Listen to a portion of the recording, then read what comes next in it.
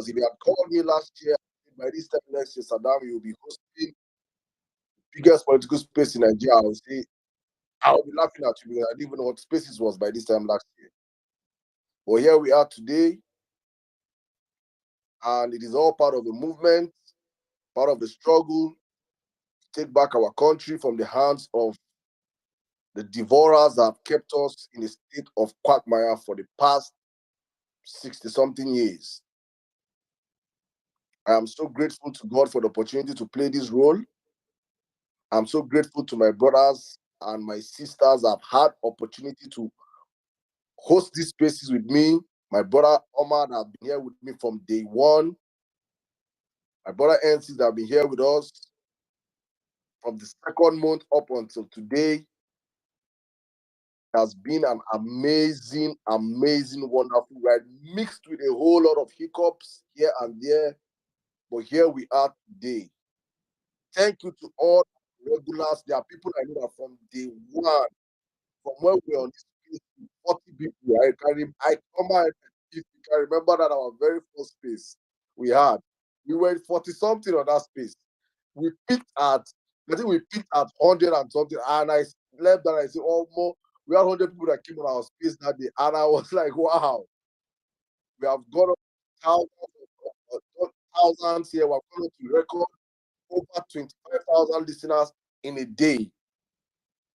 We have done numbers on this space, and I am grateful to God for you guys that have come out here, that have always been with us from the very first day to today, those that picked up along the way, those that started from last week. In fact, you newcomers today, thank you very much.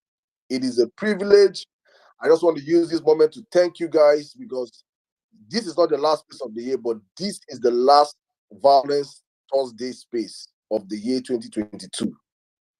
Hopefully by this time next year, we will be in a country that we worked and labored hard for.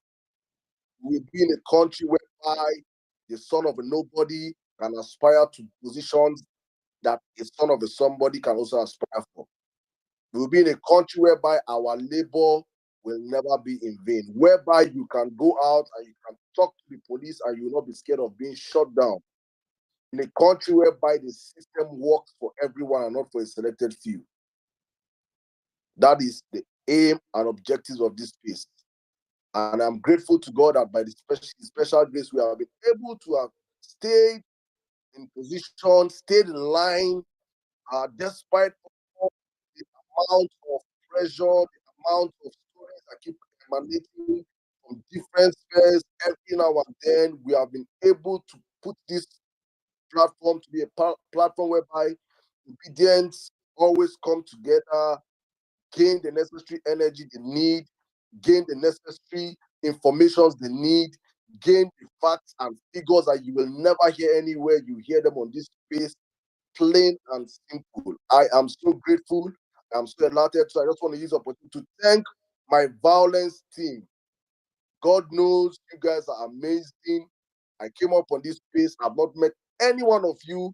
Amazing set of Nigerians that love their country, that want a better country, came together in the space of 8 months. We have a functioning radio, we have a functioning website, we have supported, we have raised tens of millions on these platforms, we have pushed support groups across the country, we have done programs, we have done things that nobody ever sees this movement would have done.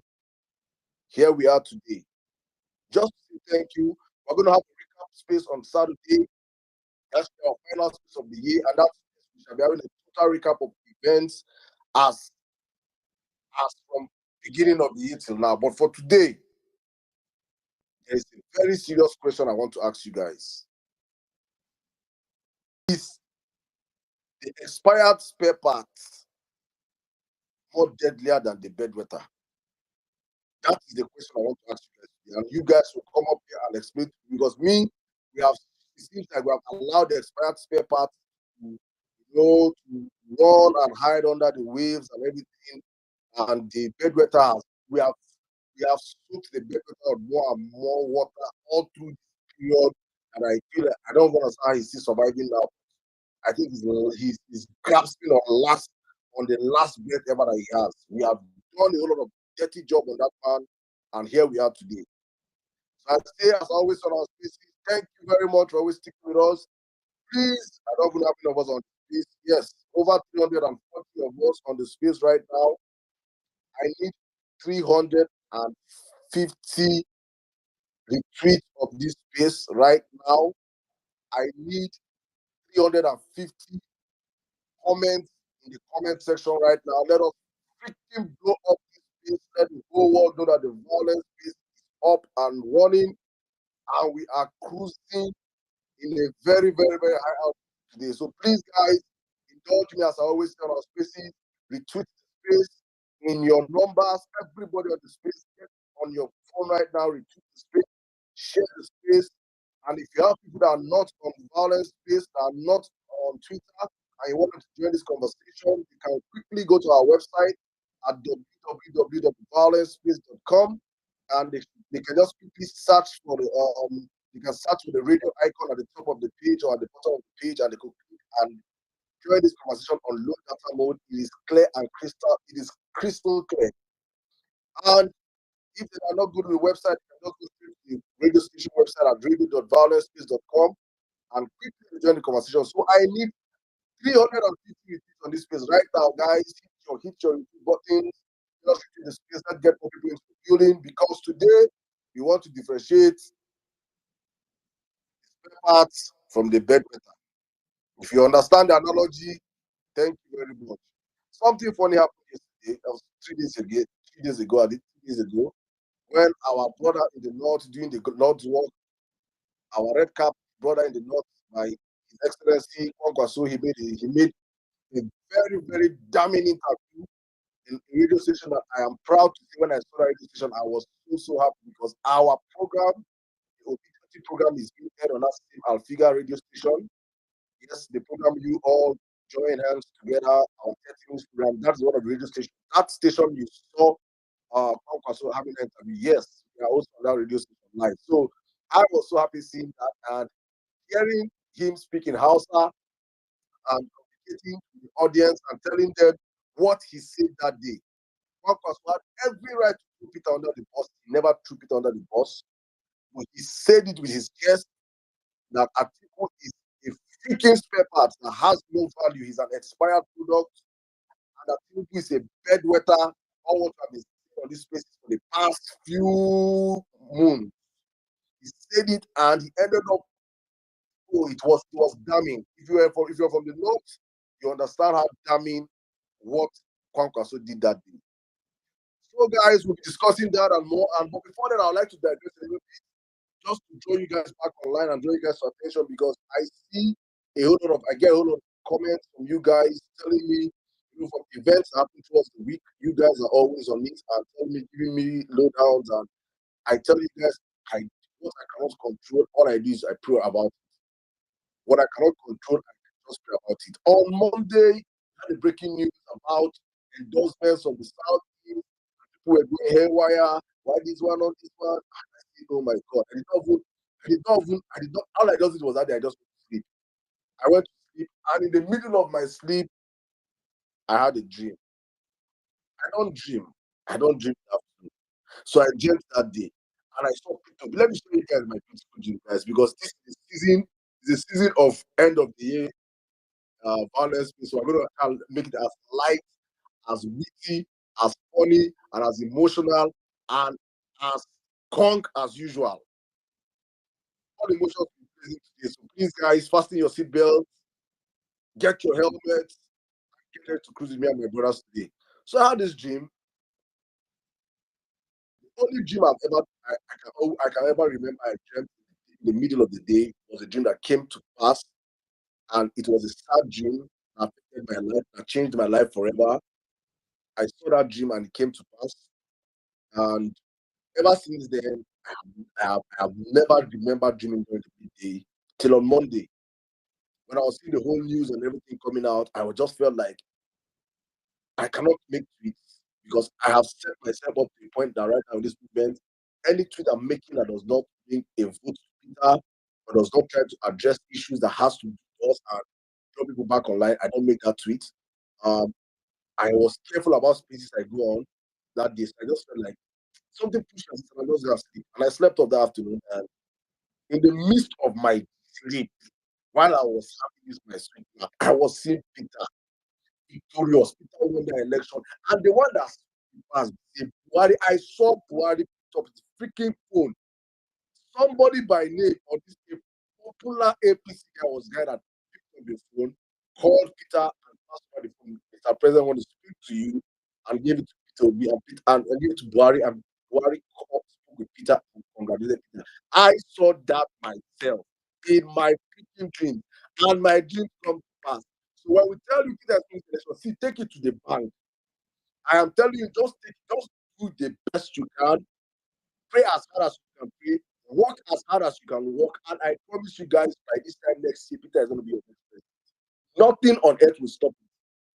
And as I woke up, my hands were itching. I was like, oh, let me and I was like, oh no, let me thank God. I said short prayers, and I thank God in my prayers, very short prayers, and I went to tweet and I tweeted it immediately. And all of a sudden, one of our big friends here, Madam Christmas, said, I also had that dream.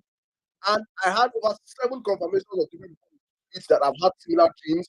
And I saw someone tweet that of August when she had similar dream, and I was like, okay, I just needed some few confirmations. And the next day, Buhari made it. Yesterday, Buhari made it. If you can remember that tweet Buhari made yesterday, I did not see that tweet. Omar was with it. Omar, you received that tweet, and I saw that I screamed. I said, oh my God. I said, okay. If I needed any confirmation, me right now, I'm still drinking my white wine, having this place you guys on in cruise control. My people, do not fear, do not worry. More stories will come out and will make you feel scared and worried about this problem. But I promise you, if you stick to your guns, you stick to motivating people to go get their PVCs, if you keep pushing, if you go and register to be if you're on ground, I hear that you can be a party agent.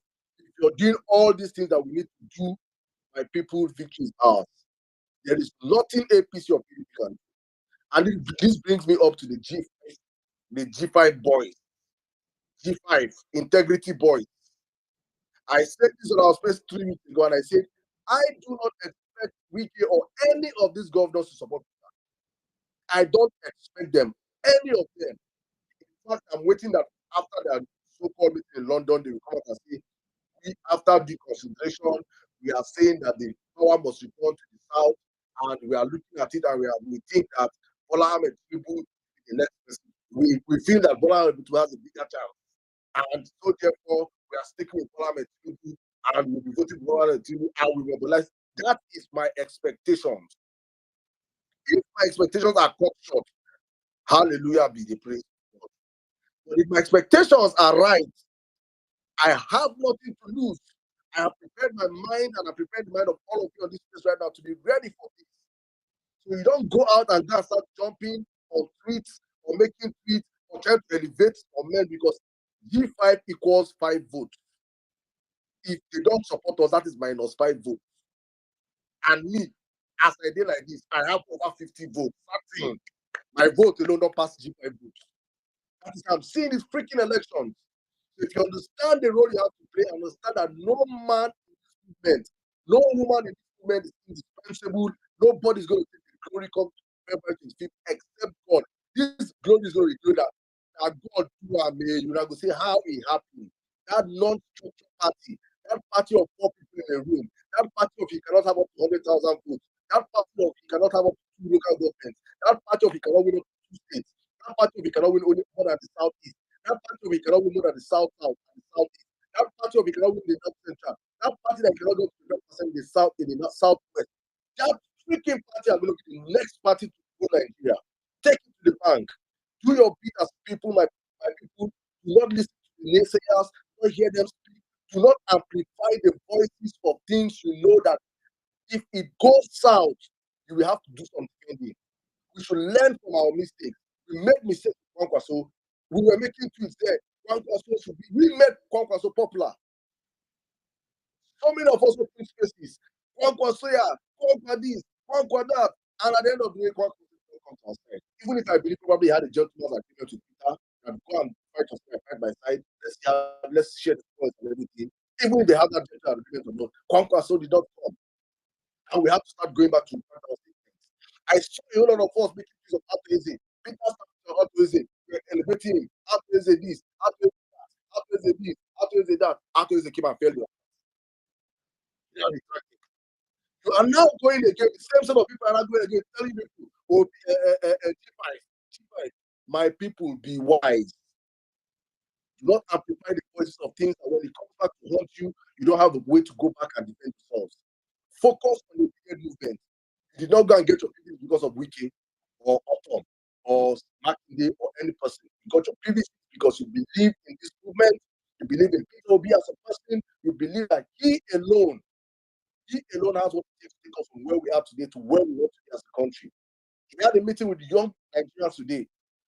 Lagos. Amazing meeting. My brother Elizabeth will be here. Our on-ground correspondent, he was live on the program.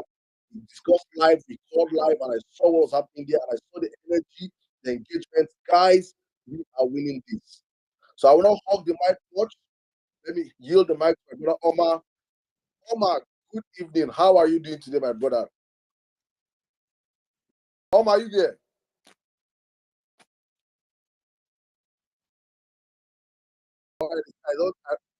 I'm here. Can you hear me? I can hear you, my brother. How are you doing? This is our last Thursday of the year. Yes, just like playing. I mean, we kicked it off, and when you mentioned the first place, it really got me thinking. They said the journey of 1,000 miles begins with just one step. I remember when we were trying to put this together. Oh, wow, about it. I remember I wanted to start with a comfort space, but Nigerians said no. They said this is going to be the church of violence, and they've made it their home since the very first episode. So everybody who stuck around with us since the first day we started this platform, God bless you. We really appreciate you. Big appreciation from my side. Compliments of the season to you, my fellow violencers. It's always a pleasure to be here with you. My name is your guy, Omar. Oh, Rosemary says, Omar, wake up. I'm awake. Oh. I've been hearing them dishing out subtle violence wrapped up in Christmas colors. But yeah, it's been a wonderful one so far. Thank you so much for joining us. So the big question about, whether the spare tire is a deadlier version or a deadlier candidate than the bedwetter. Let's call it spade a spade. Atiku is the spare tire. Tinubu is the bedwetter. I'm not here to come and sugarcoat this for anybody. I'm not here to respect APC or PDP's feelings because they don't respect our own collective rights as citizens. They do not even care about our well-being, despite the fact that over 100 million of us are living in poverty, abject poverty, multi-dimensional poverty.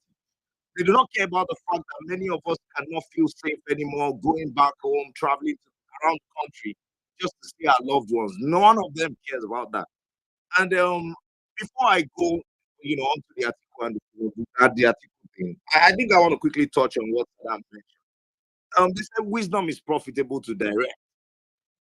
In this movement, I'm gradually getting tired of some people, but it's okay. We don't have to be friends. We're not always going to agree, but we're just focused on one goal. We're going to get it done. That's all that matters. But you see, we should avoid situations where we make ourselves unnecessary firefighters. We cannot start fires ourselves and still go and buy extinguisher and put it out. It doesn't make any sense. I think the logical thing to do is to allow things take its natural course. As far as I'm concerned, these people you're calling G5, they're part of the establishment. I don't know why people continue to maintain a certain degree of delusion when it comes to the political climate of Nigeria. Politicians would always have their own interest first in this country. The traditional politicians that we have, Peter is an anomaly in Nigerian political space. You don't have, there are not many like him. I keep saying it. I doubt whether you find 10% of Nigerian politicians that can list when you use the metrics of integrity, capacity, his track record, the fact that he actually walked through a very corrupt system, but never allowed that system to work for him. That is a feat in its own right. So it's not everybody that thinks like this man. For those of you who are having sudden erections over, G5 governors, those of you who are having orgasmic feelings about these people that I call political charlatans, in my opinion, because let's not forget at the start of this political season, there was a meeting in Asaba. called the Asaba Declaration, where all southern governors came together and they decided that power should come to the south, which is the logical thing to do. If you remember the Asaba Declaration, I would like to see emoji. Yes, many of those governors who were part of the Asaba Declaration are pitching their tent to the APC. Now, when the PDP presidential primaries were going to happen, some wicked thought he had it, had a very clear home run. He was going to win without any doubt. But Atiku showed him, that he's also a master of dark art politics. He torpedoed the some Wike's somewhat established structure. He deceived them into allowing Iyorchia Ayu to become the party chairman. And Iyorchia Ayu turned his back on those who felt like Iyorchia Ayu was the right guy. Once you zone the party chairmanship to the north, automatically presidency comes to the south. Atiku is playing a different. He's speaking from 27 sides of his mouth. He has a lot of different things to say now. Now he's telling you, now you see, the most irritating argument in all of this, I'm coming to the G5 governors, I haven't abandoned them. But the irritating angle to all of this is that this guy comes out now and he's telling you that, well, PDP is, every time they're trying to make an argument and they go like, well, the PDP out of the 16 years of the PDP in power, 14, power was in the south. Are you out of your mind? Is the PDP a region in Nigeria? I don't get it. Is the PDP an encapsulation of Nigeria as a whole? The PDP is just one political party that ruled the country for a large amount of 16 years. If you remove the 8 years of Olusegun Obasanjo, because I have to give credit to you. The moment OBJ left office, the PDP became a different ballgame entirely. So please, let us separate the wheat from the chaff. That needs to be clear. The moment OBJ left office, Yaradua came in. Unfortunately, that man passed away. I believe he had a good heart, he had great plans, but death, nature took his course. And then Goodluck Jonathan came into office, and PDP became a real mess. And they went downhill from there. They spent 7 years rather, in opposition. 7 years. 7 years in opposition, and these guys looked like they were singing Silent Night all through. They could not say anything, even as Nigerians suffered and died under this administration. They were largely quiet. They left the role of the opposition to young Nigerians like you and I. Now, chicken has come home to roost. It's election season again, and these guys believe that they have some kind of moral right to come and gaslight us on the internet. You must be out of your mind. All of you PDP political hallelujah boys on this platform, you must be sick out of your mind. From Don Decon Joe or whatever to Anthony Ailebo, who I thought was very intelligent, but comes around to gaslight us and bullshit us with all sort of crap now, telling us about how we should not think about ethnicity or religion. Are you okay? You have a country of over 200 different distinct ethnicities, and you believe that you shouldn't respect those sensitivities when making a political decision. Your party chose dollars over the interest of Nigerians. Live with it. Live with it. You made a choice. Became crunch time, and you made a choice. Now to the G5 governors. Who are the G5 governors? Yes, from Wiki. Ifeanyi Ugwuanyi of Enugu State. Samuel Otom. Oh, I like Samuel Otom. As a governor, I don't think he's been a great performer. As a bold person who speaks truth, when truth should be spoken, I would give him a pass for that. He stood up to this administration. That's why the fact that most of the reports coming from Benue State are not particularly glowing, if we're going to be totally honest with ourselves. But as somebody who has tackled this administration head on, especially when it comes to the issue of violence against minority groups, Samuel Otom has been brave and he has managed to stand his ground till this point. Hanging around the G5 governors, you have somebody like Ayo Fayose. Whose younger brother claims to be obedient. Yeah, okay, that's fine. Everybody's welcome on board, but that's just some people are just like to walk away from, honestly speaking. But that's a story for another day. And then you have the other. I don't know. Honestly, I don't pay attention to them because I don't even know why. I can only remember the worst government. Who said it was going to be 500 naira to somebody who just gave birth to children? 500. These are the people you're writing lyrics about. These are the people you are so excited about. These are the people you're writing lengthy threads, posting stuff about how they're going to endorse Obi. Nigerians, until you realize that you are the most important person when it comes to the critical decision making of your nation, you have no power. Until you realize just like Ghanaians do. You see, Ghanaians, they joke with everything, but they don't joke with their voters card. There's a particular Ghanaian that comes on this platform. He has a verified account. He's a journalist in Ghana. I remember his name, but he can attest to this. They do not joke with their voters card. When NDC misbehaved, they will kill for NDC. When John Mahama was in power, they calmed down. He messed up. He was also an accidental president. Like Jonathan. Evans Santa Mills died, and John Mahama came into office. And to a large extent, Ghanaians rated him very low, and they waited for him at the polls, and they voted out an incumbent president. It's happened in other African countries. The first time it happened in Nigeria was in 2015 when Goodluck Jonathan completely lost the plot. So when you start to rate this bunch of 5 guys who are obviously fighting for their own political future, who are visiting each other in their different states and dancing and laughing and making lousy statements, honestly, I think you're doing too much. I think you should realize that your destiny right now is in your own hands. You are the only person who has the right to make the change you want to make in this country.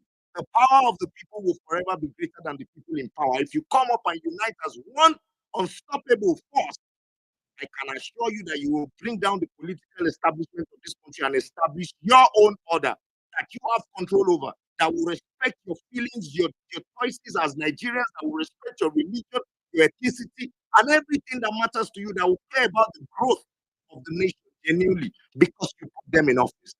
I think in the 60 plus years of this country's existence, one of the things that has served as our Achilles heel is the fact that we have actually never elected our own leader by ourselves. It almost happened in 1993, but the military managed to follow the will of the people. It's not going to happen again in 2023. 1993, 2023. Just look at the correlation in years. What we could not achieve at that time in 93, what our older generation could not achieve, we are about to pull it off. And we're going to pull it off without the support, with or without the support of any established political party or political, figure out there. So let's stop this delusion. I am going along the line of Saddam's thoughts. I strongly believe that the G5 somehow would fight to save themselves. In their opinion, most of them, they still don't take us seriously. I'm going to be very honest with you. Most of them still believe that Peter Obi's main base, as powerful, as large, as influential as it has become in Nigerian political space, they still believe that we are untested at the poll. They believe that. But what can you do to prove them wrong?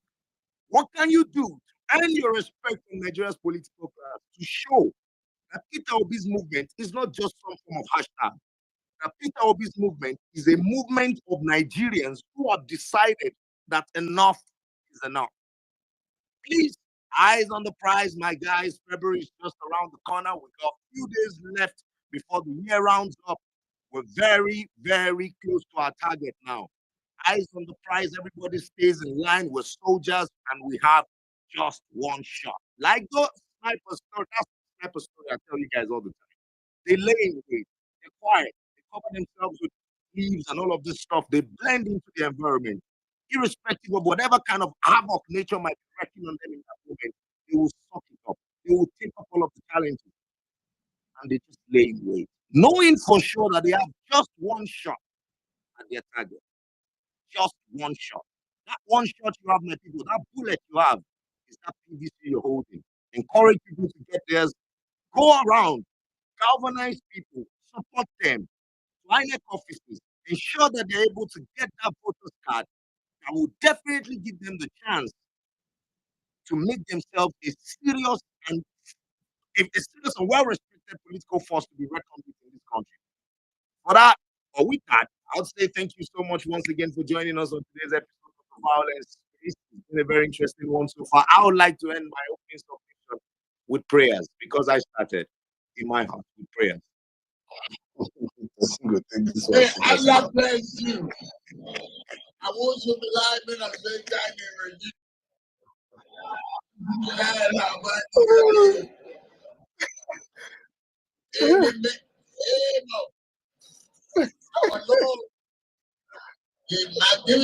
Amen. That's thank you so much. this will be one very, very interesting space. Oh, it should be fun. Meanwhile, I read that I want to correct information here. I've been spreading wide and far by people.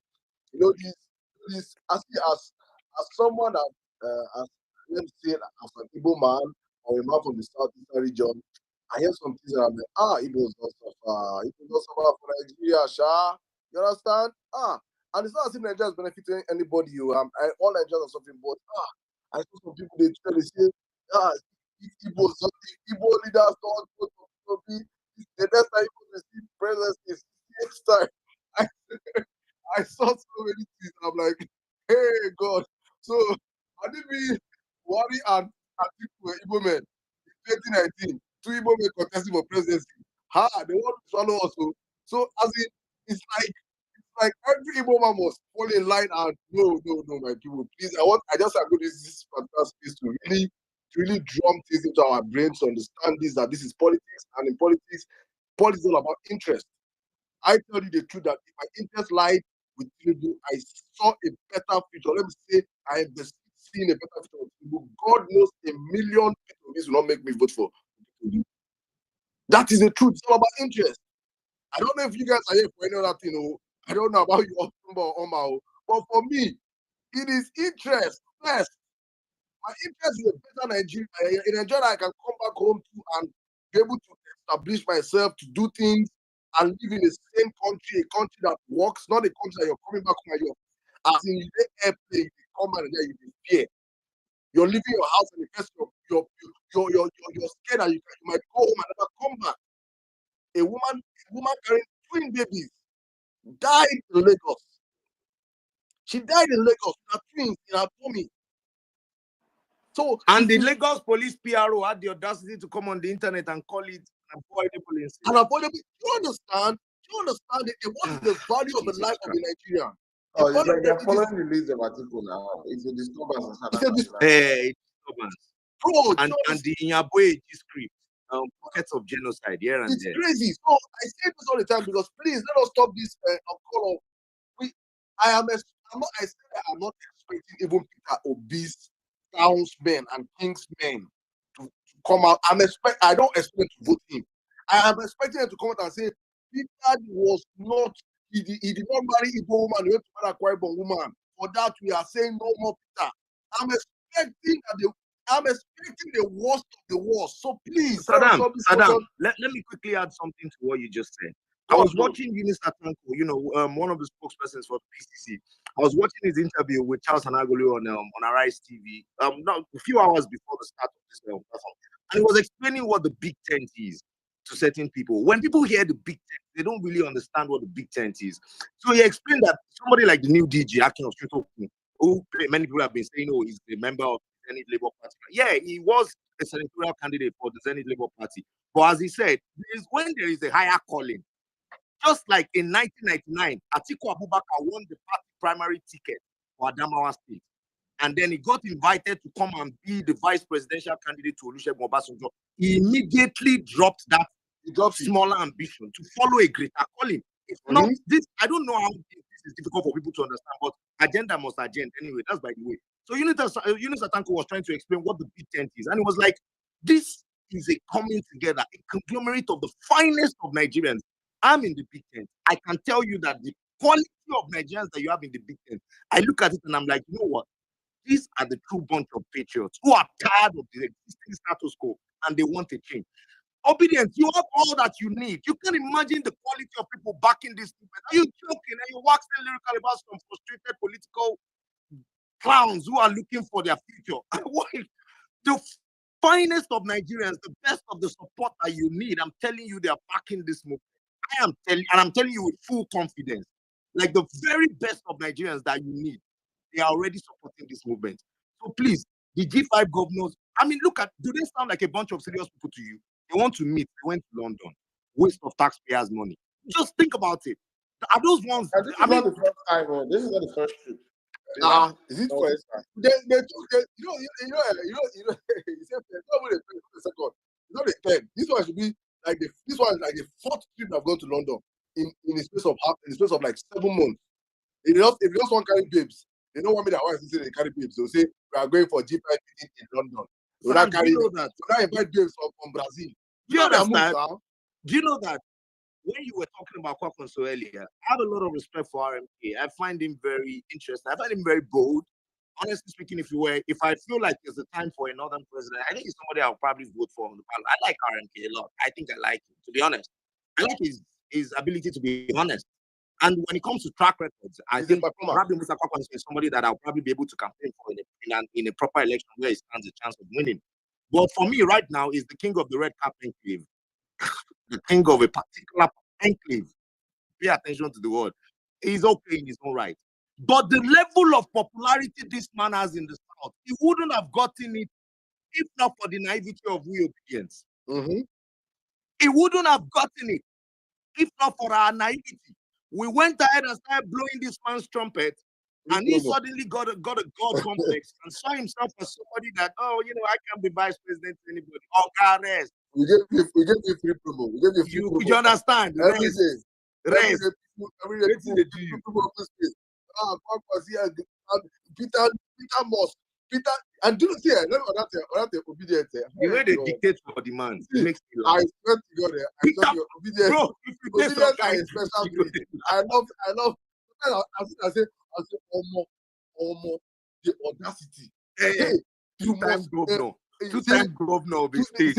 Billionaire in his own right. Peter, you must. Peter, you must. People when of the entire go tell their papa say must do something. I go say.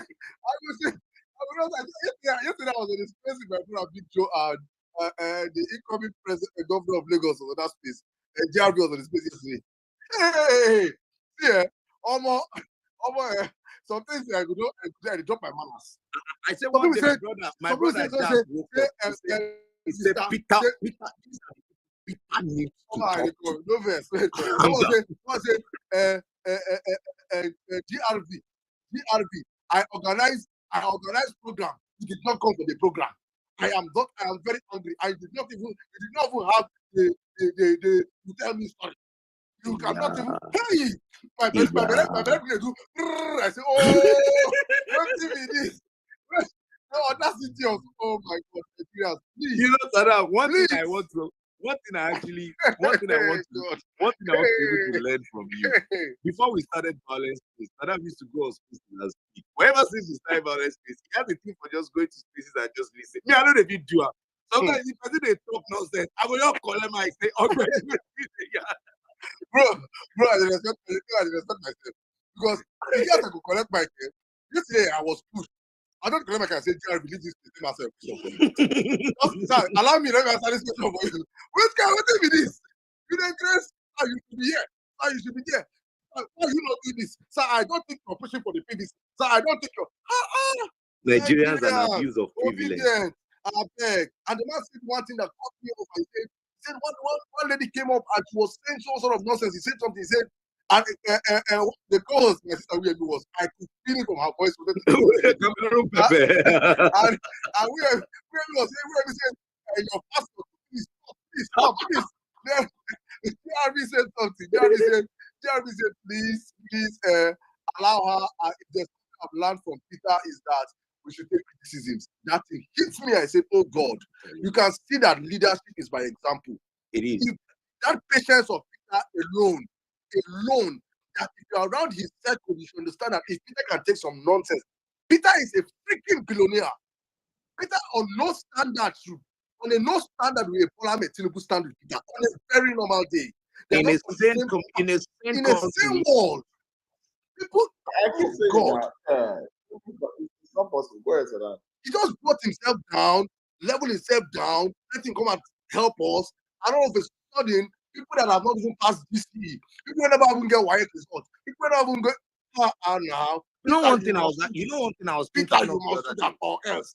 You know one thing I was thinking of the other day. Every country I've lived in, I do my best to actually have a little bit of the understanding of that country's politics. I love politics. So I always just get myself, at least earn some knowledge about the whole thing. And I was thinking to myself, I was trying to imagine Peter Obi as the presidential candidate in the Ghanaian presidential elections.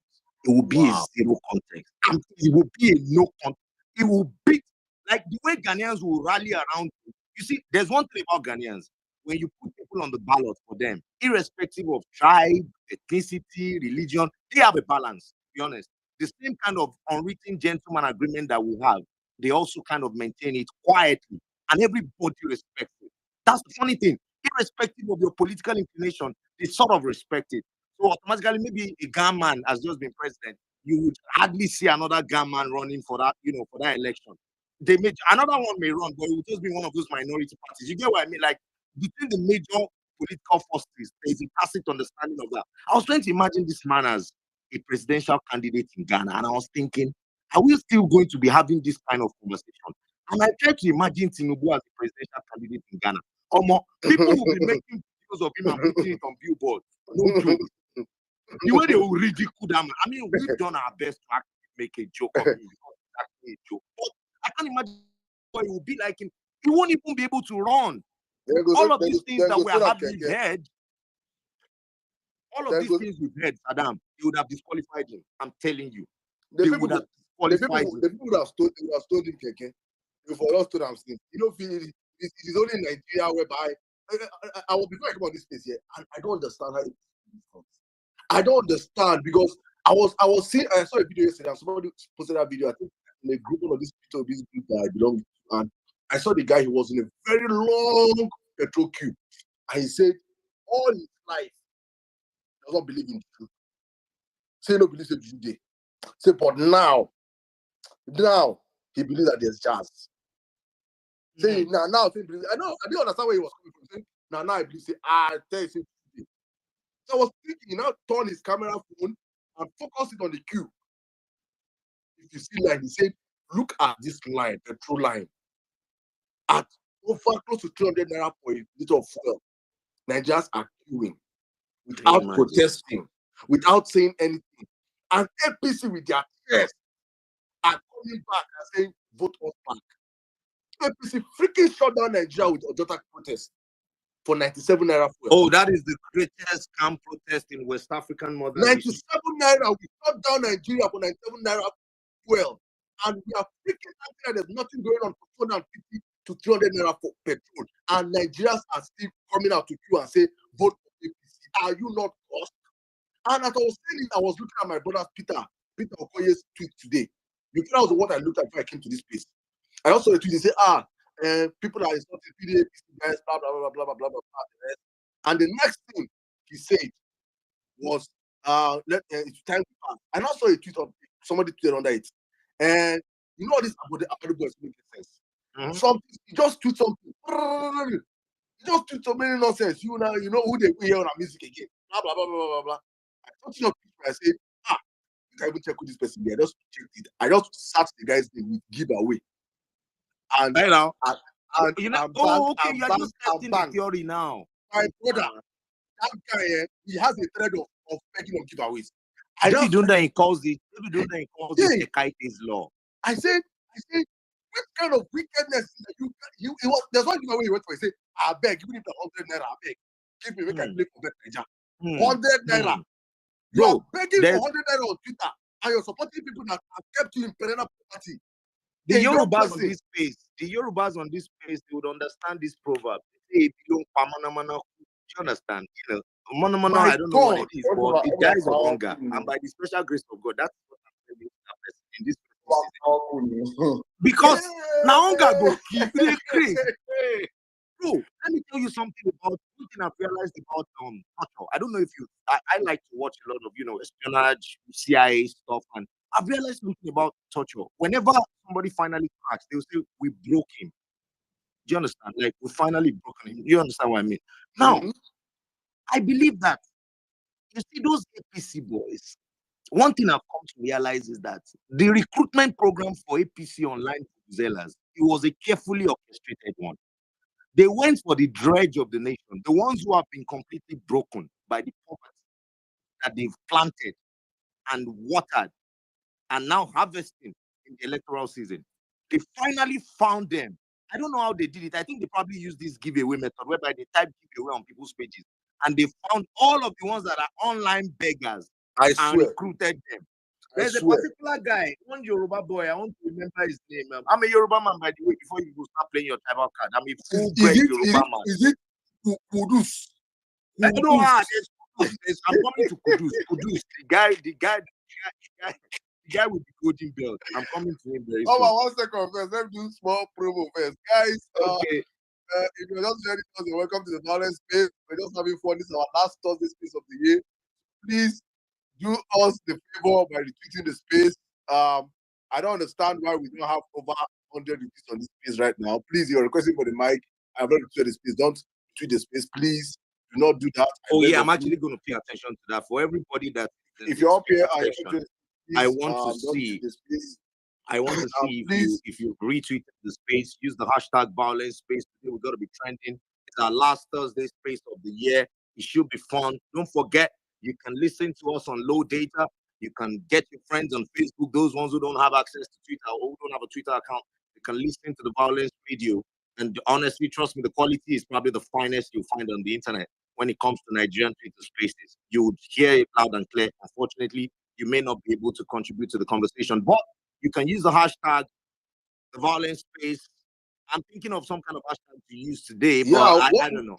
Atiku, we have to bring in something. Yeah, we still need to use Atiku danger or something like that, because I still feel like I just use only Atiku. Oh my, do you remember that? Was he? You remember that Ibadan rally? That Only Atiku. Yeah, only Atiku.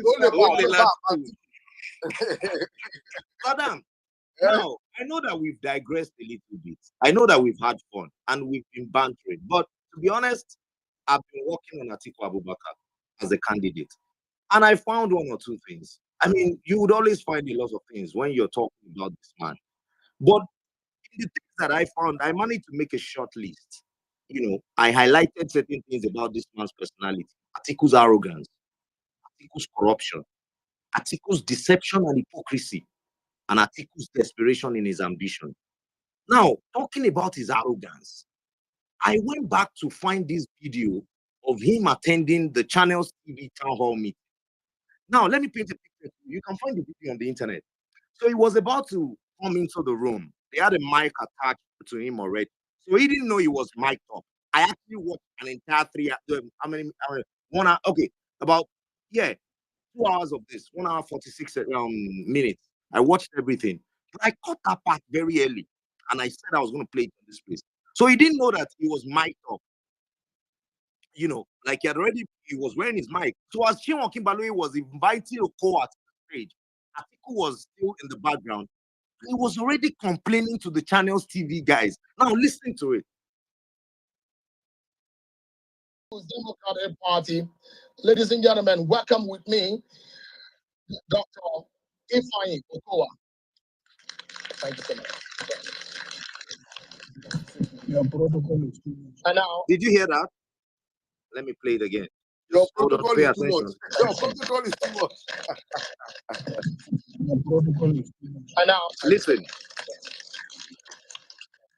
Your protocol is. And now, your protocol is too much. And now,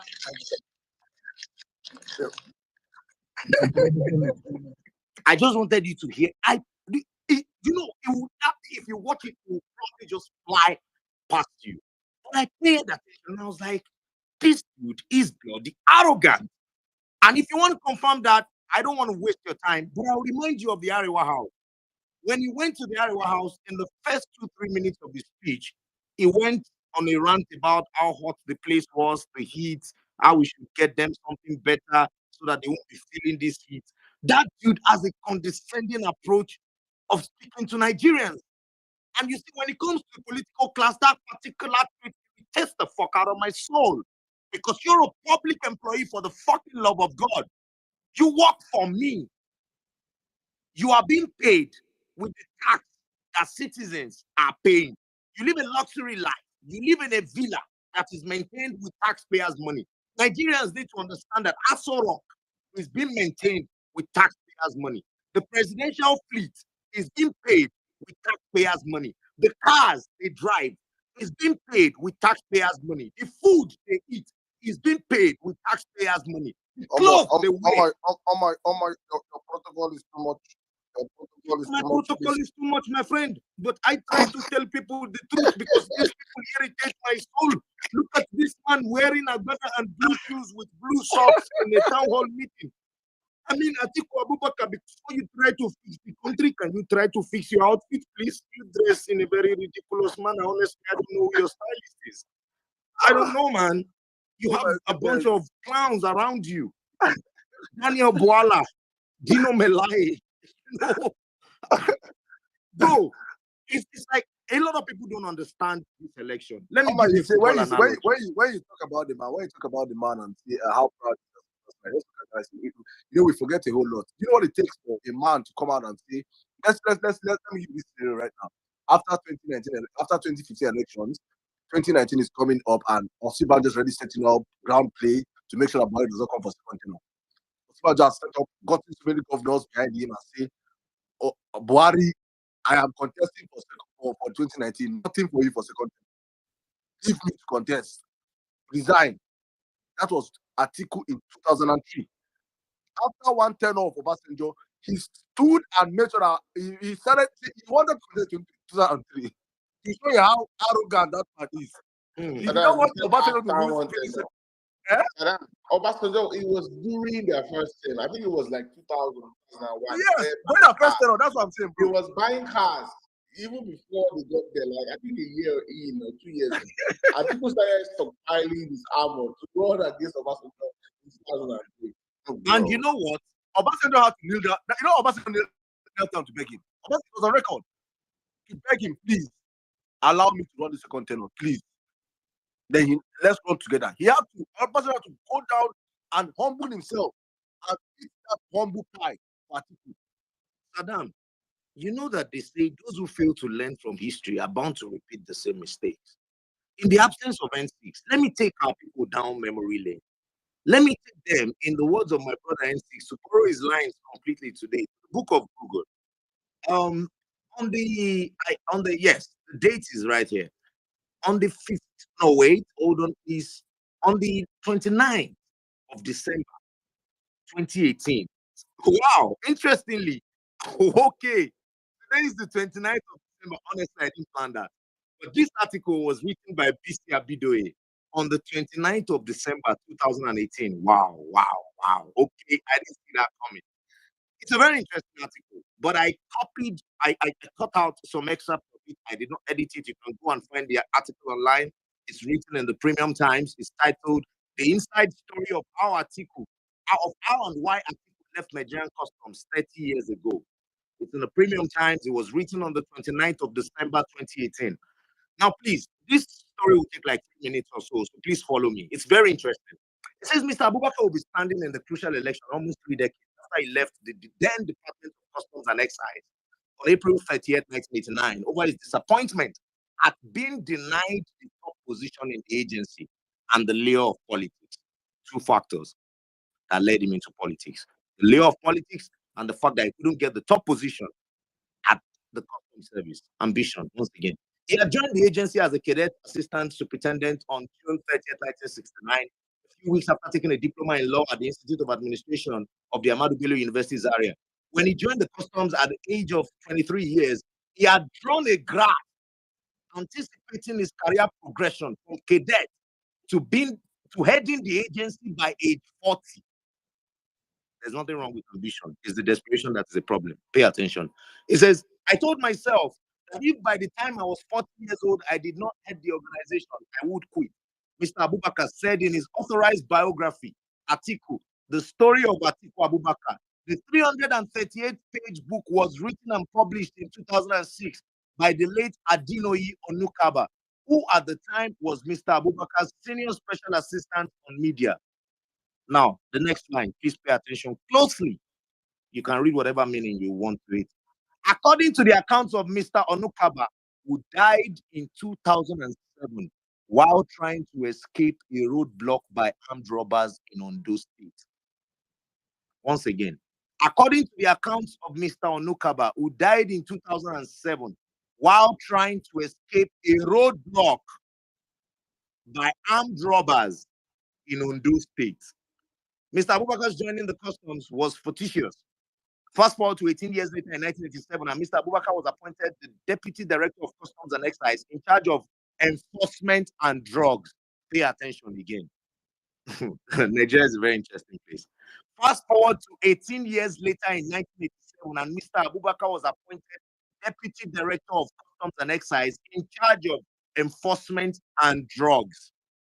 As one of the 6 deputy directors, he was in the line of succession to the post of director. As the head of the agency was then known.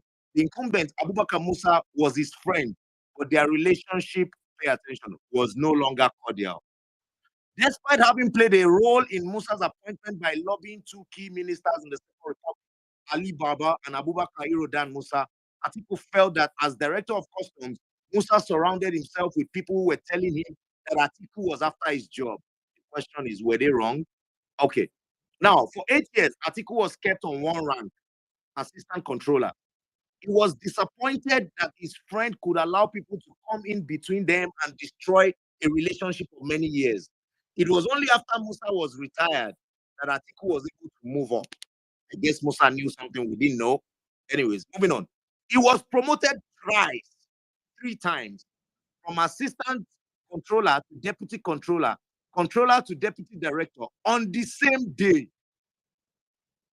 He was promoted 3 times, from assistant controller to deputy controller, controller to deputy director on the same day by the then Minister of Internal Affairs, Brigadier John Shagaya, who oversaw customs following the removal of customs from the Federal Ministry of Finance. In the unending reorganization of the department by successive governments, the Customs, Immigration and Prison Service Board was established with the Minister of Internal Affairs as chairman. The board was responsible for appointment, promotion, and discipline of customs staff. In February 1988,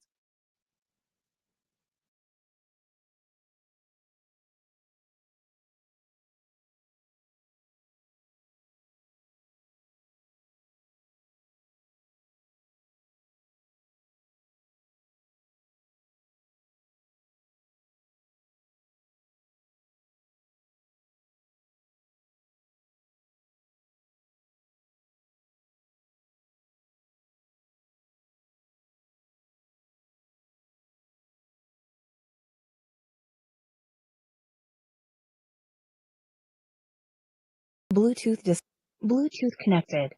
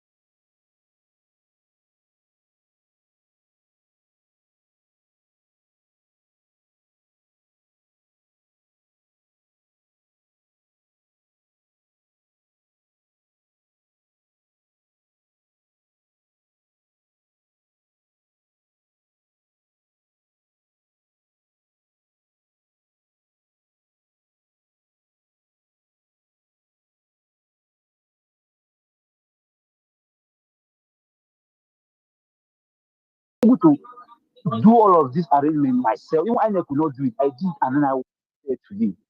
And then earlier as well, I said, this PVC, I must vote this year. As in, see, a lot of people don't have that patient, but trust me, the kind of patient where I get now, I'm on a fire.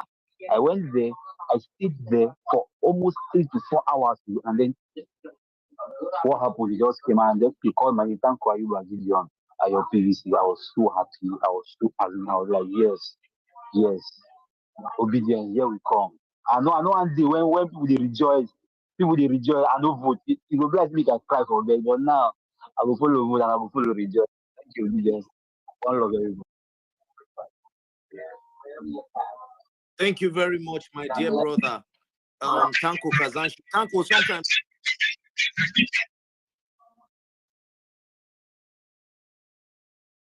Forgive me, I had to mute my mic. I don't like the sound of my microwave. If you laugh, God is watching you.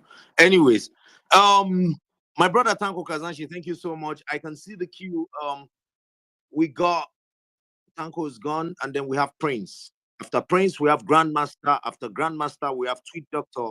After Tweet Doctor, we have Green Pasture. Yes, so please go ahead. Prince. Good day, everyone. Good evening. Good afternoon. Good evening. Good morning. Good evening to you from this part of the world, my dear brother. How are you doing? I did, Omar. I did, bro. Okay. I want to wish you compliments of the season and about $2 trillion to you out there. Omar. Why you say the why me? Thanks a lot, bro. Wishes. Compliments everyone. Honestly, I've been really, over 50 days to the election. I'm filled with, there's this peace that is me. I mean, it's not stopping me from doing work, right? I'm doing all I can, but there's this assurance that's in me. I honestly battle with my views on religion, Christianity, and all that, but with P2B, I say that P2B, God will use to rub you back to Christianity because there's this assurance I just have in me like this that, there's a divine, inkling, there's a divine hand, right? Behind this P2B, movement, presidency. It gives me confidence. It gives me confidence that, the more work that I put in, it's just confirming, the victory, right?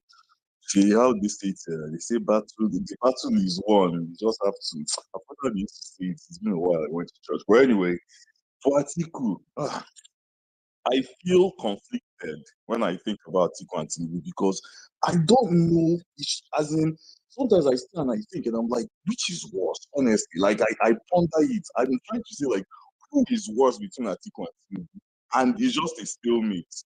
That's why I fully support having the third option on the poll, Atiku, because you can't, both of them are so incredibly bad that it makes me even more grateful for people because imagine that we as a nation have just these two people as in to pick from. I just imagine that scenario, right? And another thing that really pains me about Atiku, unfortunately, it's not tribe or anything, but it's how, like, my Igbo brothers in whether the PDP or Atiku supporters just tend to just basically lick this man's butt, honestly, because the constant disrespect, the diatribes that, him, his cohorts, just, throw in our direction, and then these people come out and defend it. Like, Ifela and Emekun, like, are you not ashamed? As in, there is no basis. There is no basis that, like, even out of, like, sheer, respect for yourself and, for your, the dignity of yourself and your dignity of tribe, that you would stand, the disrespect that comes from um Atiku's side and his cohorts from their side towards us, and you are this. If I see these people, you see that if I see streets, that Mr. Ibu PDP, and so many other Southerners, Jesus Christ, I am even more inclined to Kwankwaso than Atiku. It's just that even the Kwankwaso's ticket, Kwankwaso is just like Atiku Junior in the sense that he has no, in my opinion, like this is not the time for a northern presidency. So if not, like I think Omar mentioned it, like there would be a reason to even lean towards Franca. So what Atiku's own is not only that, he's a slimy, slippery snake, like, and then he comes, the interview he did recently, trying to explain away his reasoning, the constant shifting of goalposts, the constant, yeah, yeah, yeah. Omo, I'm sorry, I don't know. I can't answer the question. Is Atiku a deadlier version of Tinubu? Because if I say yes, does it mean Tinubu is less deadly? I can't say yes, say that because I don't see that Tinubu, oh, you get that for body too, right? It's just incredibly sad on one angle, but on the other side, it makes me really hopeful that thank God that, these are not just the people we have to choose from. And I'm ever grateful for P2B. That's just what I wanted to say.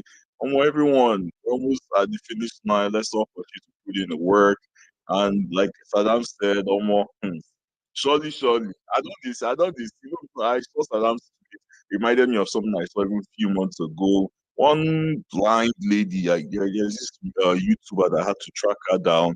She had a vision, of P2P's victory. Like, there are certain things that just happen. It's just reigniting my faith in the spiritual and all that, right? Oh, I'll love to see that happen. I'm really looking forward to it. Someone, like everyone, I hear the mic. Okay, my brother. Thank you so much, Prince, for that. If you're just joining us, you're listening to the Violence Space, and the topic for today is Atiku, a deadlier version of Tinubu. The hashtag is only Atiku. You can listen to us on the Violence Radio with low data. You'd enjoy the conversation, but you may not be able to join in. We have our speakers in the speaker section. I think Grandmaster is next, but before we go to Grandmaster, I have a message from a man named Atiku Abubakar. What everybody is more than I need, somebody from the north and who also understands the other parts of Nigeria. What everybody is more than I need, somebody who is from the north and who also understands somebody who is from the north,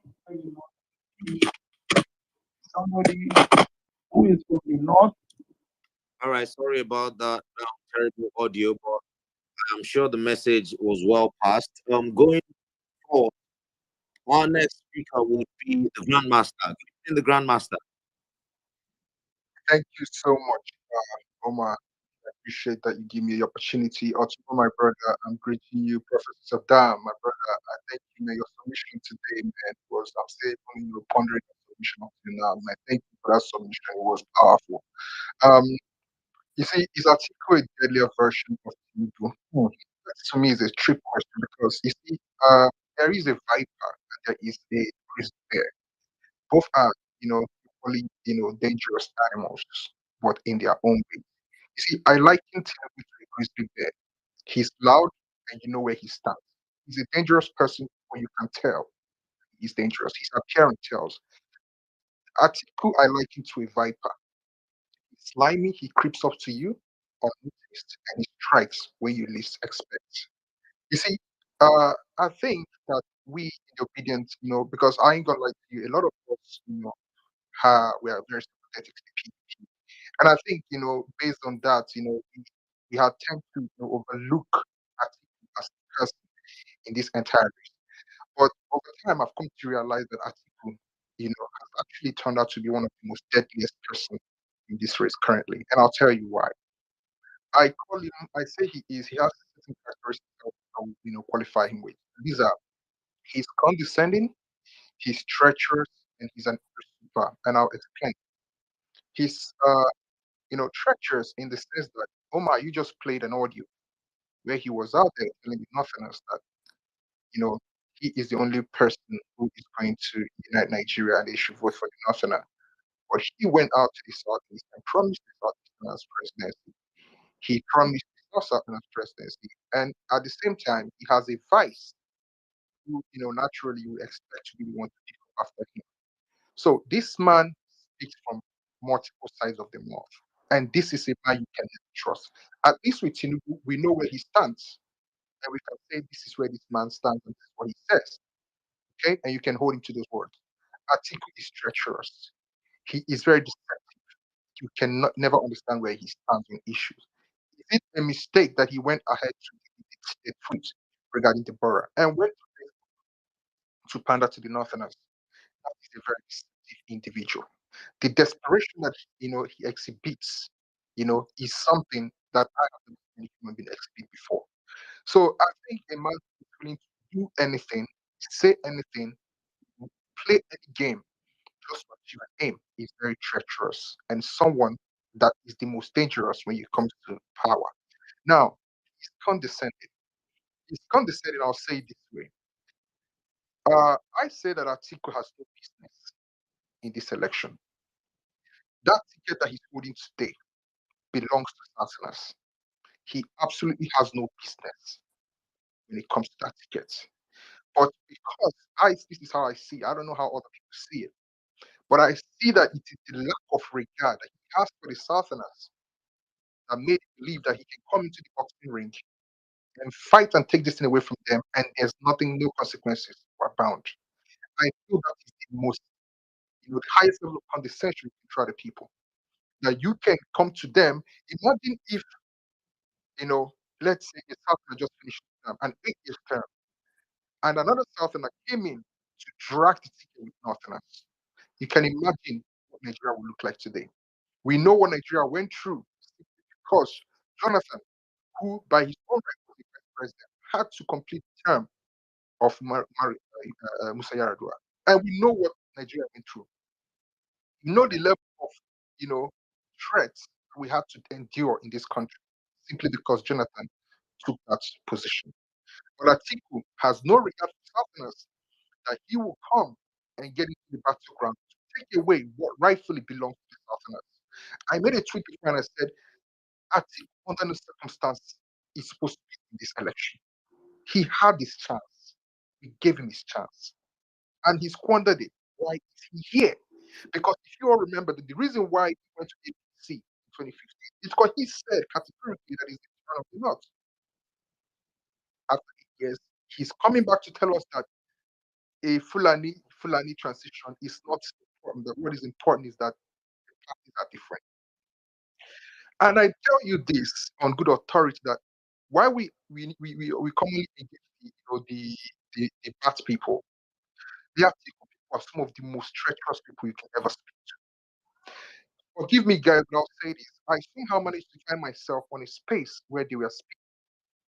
And one person, a Northerner, Atiku supporter, PDP supporter, categorically came on a space where the Southerners, in fact, the space was hosted by a Southerner, and told about 200 people on that space, more than 200 people on that space, that a Northerner will never vote a Southerner as long as there's another Northerner on the ballot.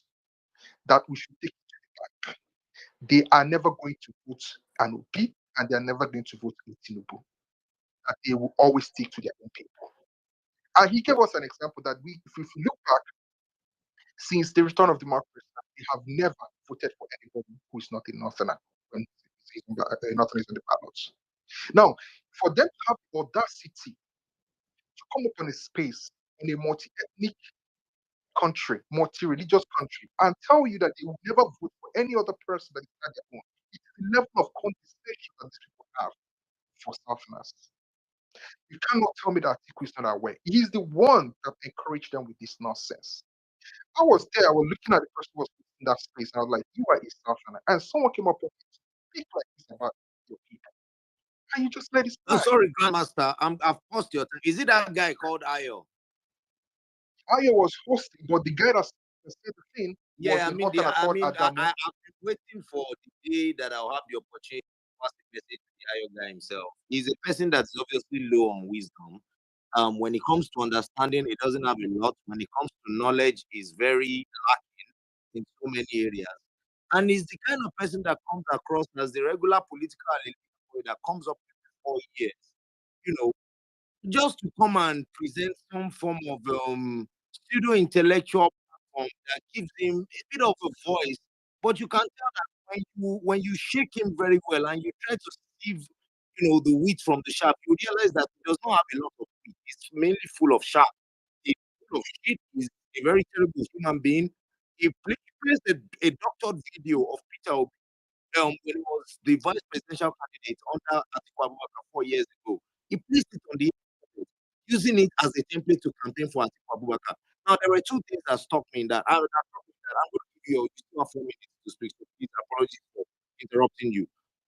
The interesting thing is that in those videos, you don't have anything to say against Peter Obi, number one. You don't have anything to say about your own candidate. You have to go and dig up a video of Peter Obi 4 years ago where he was speaking that you should vote for Atiku Abubakar. And we all understood what they needed Peter Obi for at the time. Atiku was campaigning on Peter Obi's integrity and track record 4 years ago. That is the fact. Atiku was not even pushing his own achievements. He was trying to use Peter Obi 4 years ago. Man can't wise up 4 years later on a point now. Go ahead, Master. You have 4 minutes. Thank you so much, Omar. So basically, I wanted to counter him. So when I picked up the mic, I asked the dude, so you come up with a public space and you tell Nigerians that you will never vote a Southerner when a Northerner is on balance. But on the same, you expect that Southerners will vote for Atiku in this election. He told me that Southerners have no choice than to vote for Atiku.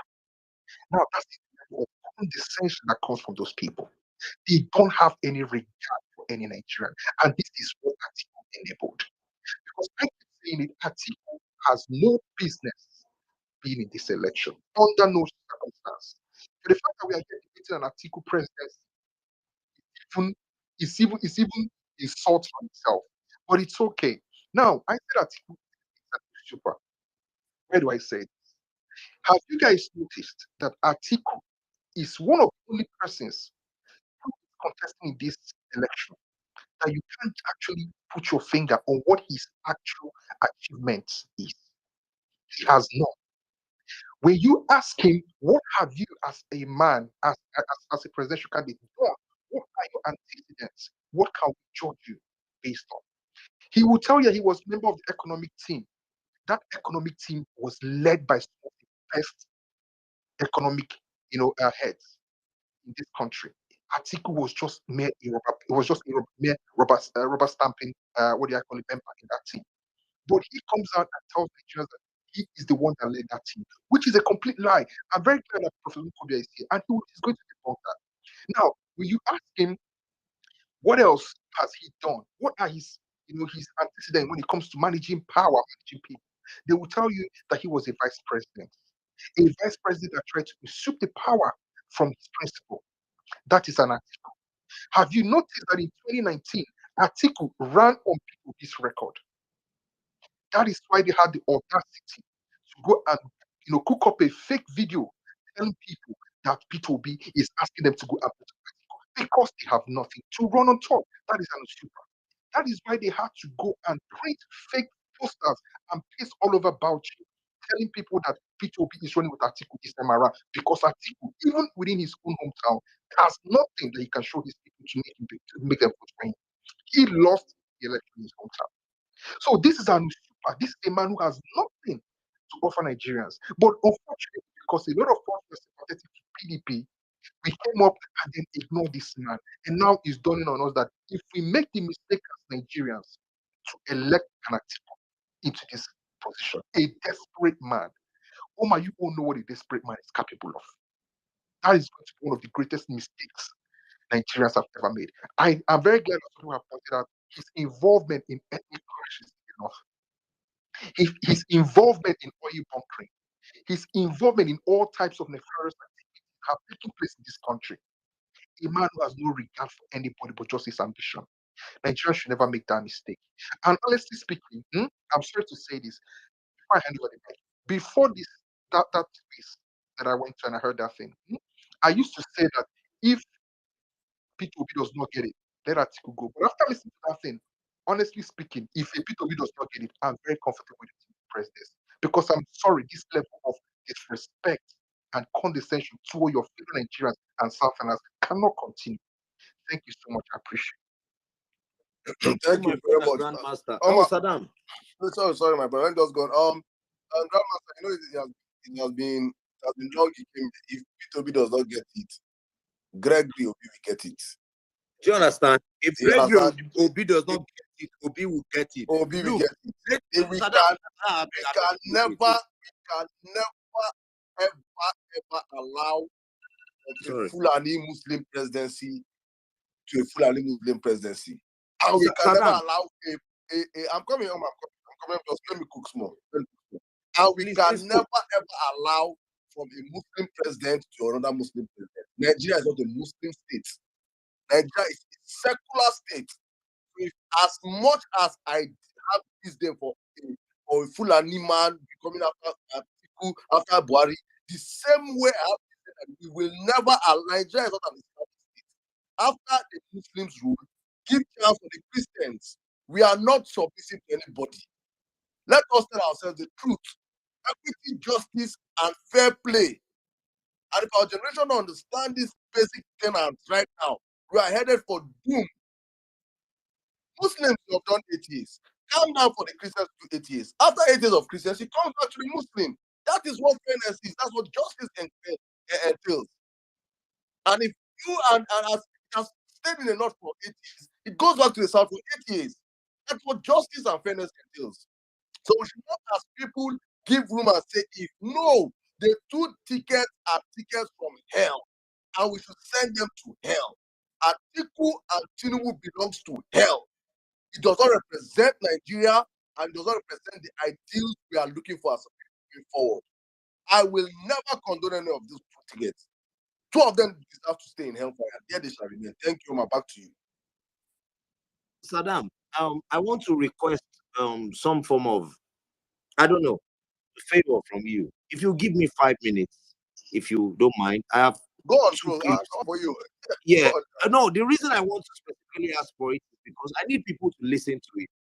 When Buhari came into power, you see, a lot of people have, and I'm sure someone would agree with this. This is why I decided to bring it up. We Southerners, we somewhat have a condescending look towards Northerners when it comes to education, when it comes to enlightenment. And you see, in as much as I get where that sentiment comes from, I need you to understand that the DG of the Big Tent campaign is Ibrahim Abdul Karim, one of the finest Northerners you would ever come across, one of the most intelligent Nigerians you would ever come across.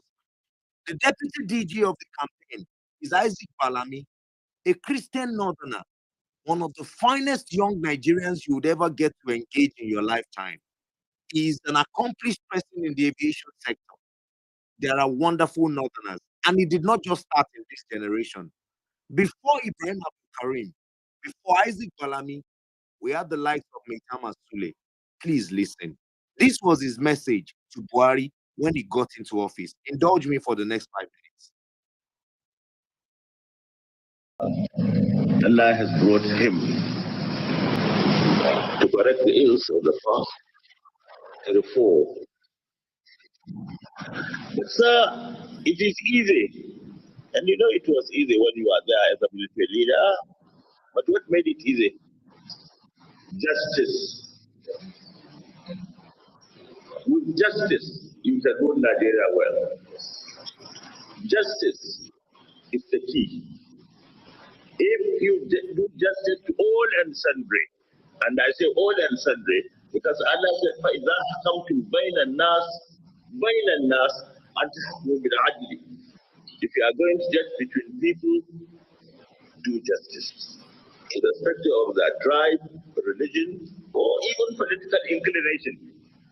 Justice must be done to whosoever deserves it. Power can remain in the hands of an infidel if he is just and fair, but it will not remain in the hands of a believer if he is unfair and unjust. Behind every crisis anywhere in the world is injustice. The solution to that crisis is justice. The world itself can never be governed by force, never by fear. even never by power. In the end, what governs is the mind. What conquers is the spirit. And the weapons of governing the mind and conquering the spirit are justice and fair play. Justice. I have always known you to be a man of justice. I ask you please to continue. Don't change. Don't compromise this justice with anything. The other hand, Mr. President, sir, you know what we have gone through. I am not asking you, and I know you will not, to discriminate against any part of Nigeria. But I am asking you to do justice to all parts of Nigeria. That's the first part. Asking you, and I know you will not, to discriminate against any part of Nigeria. But I am asking you to do justice to all parts of Nigeria. Justice will bring about peace. Peace and stability are the prerequisites of development. Development will bring employment. With employment, you will not have idle people. An idle man is a devil's workshop. An idle man thinks nothing but evil. He plans nothing but evil. Does do nothing but evil. Justice. Justice will do away with all these. I know you can do it. Do justice to us. Do justice to them. Do justice to everybody. Allah will reward you for that. There are certain things that perhaps people may say that political consideration. Well, you have that. Mr. President, it's God that you should always have at the back of your mind. So you believe that one day you will stand before God to account for all that you have done. I would rather that you disappoint people, but rather than disappoint your great creator. And may God grant that you will do that to people. Now we have come to congratulate you and congratulate ourselves. This is what we have been looking for.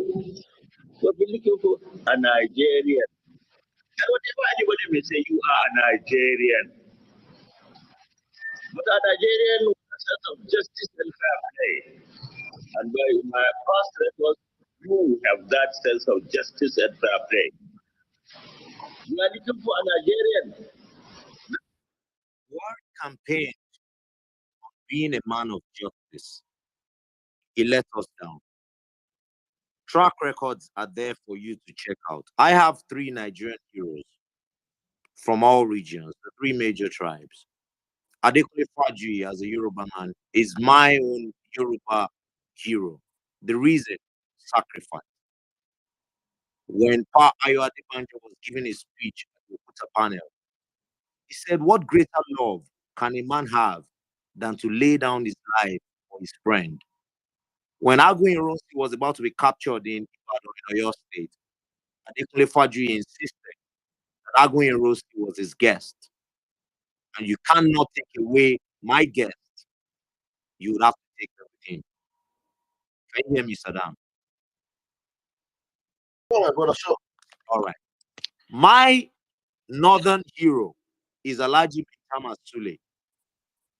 Not just because of this speech, but because of his track record as a Nigerian. My southeastern hero is a poet who died during the Civil War. He ran a newspaper alongside Chinua Achebe in Enugu. His name was Christopher Okigo. If you find the chance, or if you get the chance to find some of his works, which is very unlikely, I have a hard copy of one of his works. He's one of Nigeria's finest literary minds. And most of our finest literary minds have come largely from the Igbo culture of Nigeria. I mean, you can take Chinua Achebe, you can take somebody like Cyprian Ekwensi, you can take somebody like Christopher Okibo. They inspired me a lot. We need a nation where peace and justice will reign. The second stanza of our national anthem. If you're just joining us, you're listening to Violent Space. My name is Omar. I'm doing this with my brother Saddam. Otumba will be back in a bit. We'll go straight to Tweet Doctor. Tweet Doctor, good evening. How are you doing?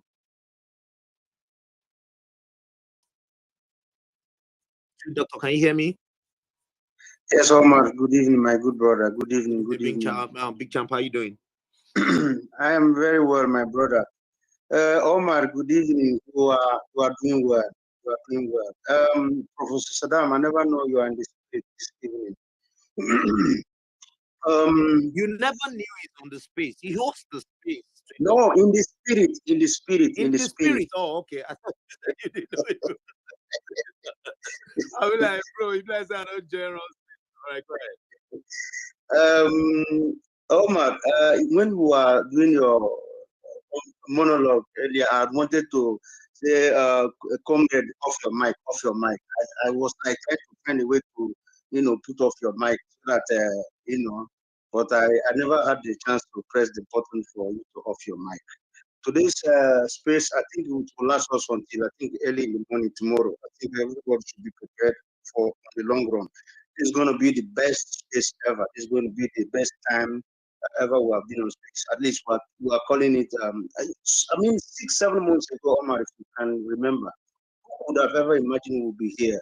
4 people tweeting in a room. There are no consequence. Somebody said they can never. 4 people, no louder. 4 people tweeting in the room. Okay. That means Adam N6 and Otumba now they run this whole thing. All those 1 million are big. You understand? Oh, Omar, please, I wanted to ask you something. You put my brother Saddam posted. What is the difference between a womanizer and a polygamist? Wisdom. The difference between a womanizer and a polygamist, I can tell you. Now you see, a womanizer goes ahead doing it illegally. A polygamist does his best to legalize it, either under the aegis of religion or the aegis of societal parameters. If society allows you to do it, then you do it. But you are still saying that I have the right. In Yoruba language, you have something they say for Muslims. They say male along with. So in Yoruba, when you say major means 8, mewa means 10. So Muslims in Yoruba land, they will tell you that as long as it's male is allowed, you understand, to have as many wives as you want. So if you're going to have wife, you have to have either Mary. You cannot have Maru because it's not male, but you can have Mefa. You cannot have Meji, but you can have Major. You dey get everything I talk now. As long as it's male, Yorubas, Muslim Yorubas on this page will tell you that I'm not lying. I'm not messing. So a polygamist finds a way to do it legally, whilst a womanizer does it in a very irresponsible and nonchalant way. Can I answer your question? 50-50. Now I told you, let me bring it. Let me bring it a little bit more. Sorry for our women folk, our sisters and women obedience in the house. What is the difference between an ashawo and a wrong girl? Bro, why are you putting me on the spot now? Abba, don't be doing this. Okay, ashawo. I mean, based on the knowledge I had when I left Nigeria, don't ask me stupid questions, please, anybody on this street. What I know on the street. As how they get accommodation, they charge, per hour, per seconds, per minute, and all those things. Ross girls are called girls. They come with class. You understand? Now you go be chairman, things go dey set, you go get back. Oh, pocket. You go call them say alpha.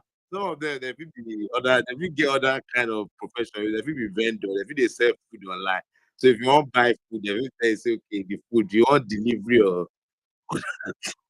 Uncle Omar, no, see, no difference. All of them are the same mission that they chase. I don't know what you're talking about.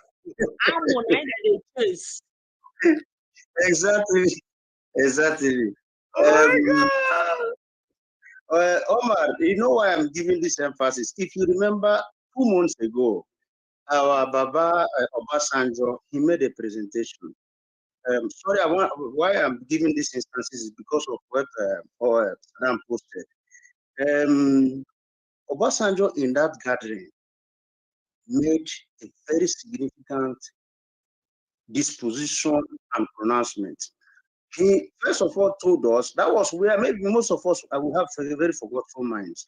He said between 6 and half a dozen. Is there any difference?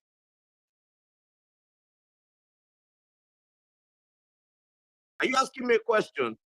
I'm still asking you, so that I just wanted you to finish it. Okay, Between okay, 6 and okay. a You half can a repeat dozen. the question. It's fine. It's bro, me, you know, say me I did for you now. Repeat the question. Fine. Now, between 6 and half a dozen, and half cup full and half cup empty, is there any difference? I don't see any difference. Glass half full, glass half empty. On the same now. It just depends on your perspective. So a thief and a criminal, not the same gang, not the same place. Igbo people, they say Ite and Port. Not the same thing we are still talking about. Now, Atiku and Tinubu, are the same people, not the same person, first start thief, and the other one become an armed robber. Not the same gang of robbers, now they still be. You understand? Now, there is no differentiating between these two folks. These people, if Thunder, the fire people, Thunder and Amadioha and Holy Ghost, they're supposed to bring all of them, the two of them together, wind them, then before you throw them inside the, I don't know whether I hellfire, I don't know where they're supposed to do them. But these two people are supposed to be condemned for eternity. These two people, they are their generation, anybody where they support the two of them, they're supposed to be in the same league as they condemn Atiku, condemn Tinubu. The two, any of them where they support them, they're supposed to condemn them because they are the same lineage. You see, a lion can never produce a goat. You know they happen. So anybody where they support them, not the same lineage. If it's what every of their trajectory, all these that is, you go see saying I've sawdust nice things inside their brain. Just take all of them, every one of them, when they talk, you go even ask yourself, even sawdust self, even better. When did this person brain talk? Now you they ask yourself. It's, let us make sure that today's violence we make it to be times two. Let the pepper milk we grind and put on well. I see some people they blow too much grammar into this space. We don't need grammar at the end of the year, so that these people, as we the end the year, we could chase them into hellfire where they belong. Any of them, any of their generation, we don't bring Nigeria. Imagine my brother, 2014, a bag of rice, 8,400, 8,700. And in 2022, Christmas, people cannot celebrate Christmas with rice. A bag of rice is 42 for 5,000. What will they talk? What are we talking about? So I just wanted us to answer because the comparison my brother Omar was making, who is more deadlier? Which one will you go choose between Timon and Satan? But are the same person will they talk about? Nothing the difference now. So we will condemn them. And the only way we are condemning them because of where we are going. Now, let me just bring it a little bit more closer. You see, this people, this emergence, I've always said, it has always brought a new dimension into Nigerian politics. For the first time, we are now beginning to hear some certain languages. Now, we are now beginning to know there are many Amadioha in the circle. You understand? Issue-based politics. Issue-based politics. Now we begin to hear some fine languages. You know, if you look at what this mini Amadon has, what they have done in the Southeast, these are the people who have condemned the Southeast. But I am telling you, their days and their roll call has come. Tinubu has made a roll call for all of them, whereby all of them will go punish all of them, bind them. Not be only binding them. For me, I know sabi how to bind. All those people who sabi bind, so that we bind them from 31st of December. We will put all of them into the lake of fire, because there is no way we can go to where we are going. Before I go forward, I just wanted to say happy birthday to my violence brother Harry. You know, indeed, I think he did his birthday 2 days ago. So I think something like that.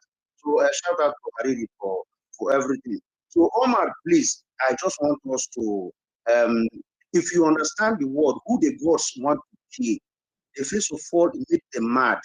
You know, now These PDP 5 people who are already Gimi Amadiohas in the circle, these people, if you know what is happening, the gods have decided to keep PDP very, very well, but he decided to make them very, very, very mad.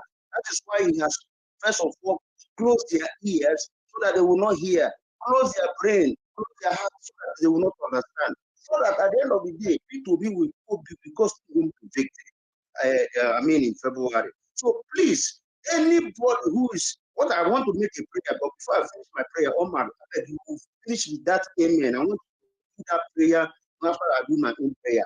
By 2023, February 2023, 25th of February 2023, anybody who will say that P2B will not be our president, or for Amadioha, Igwegala, will kill all of them.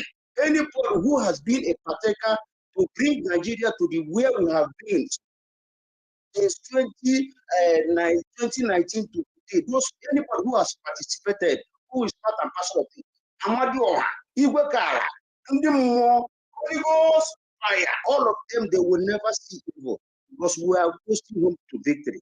I thank you, Omar.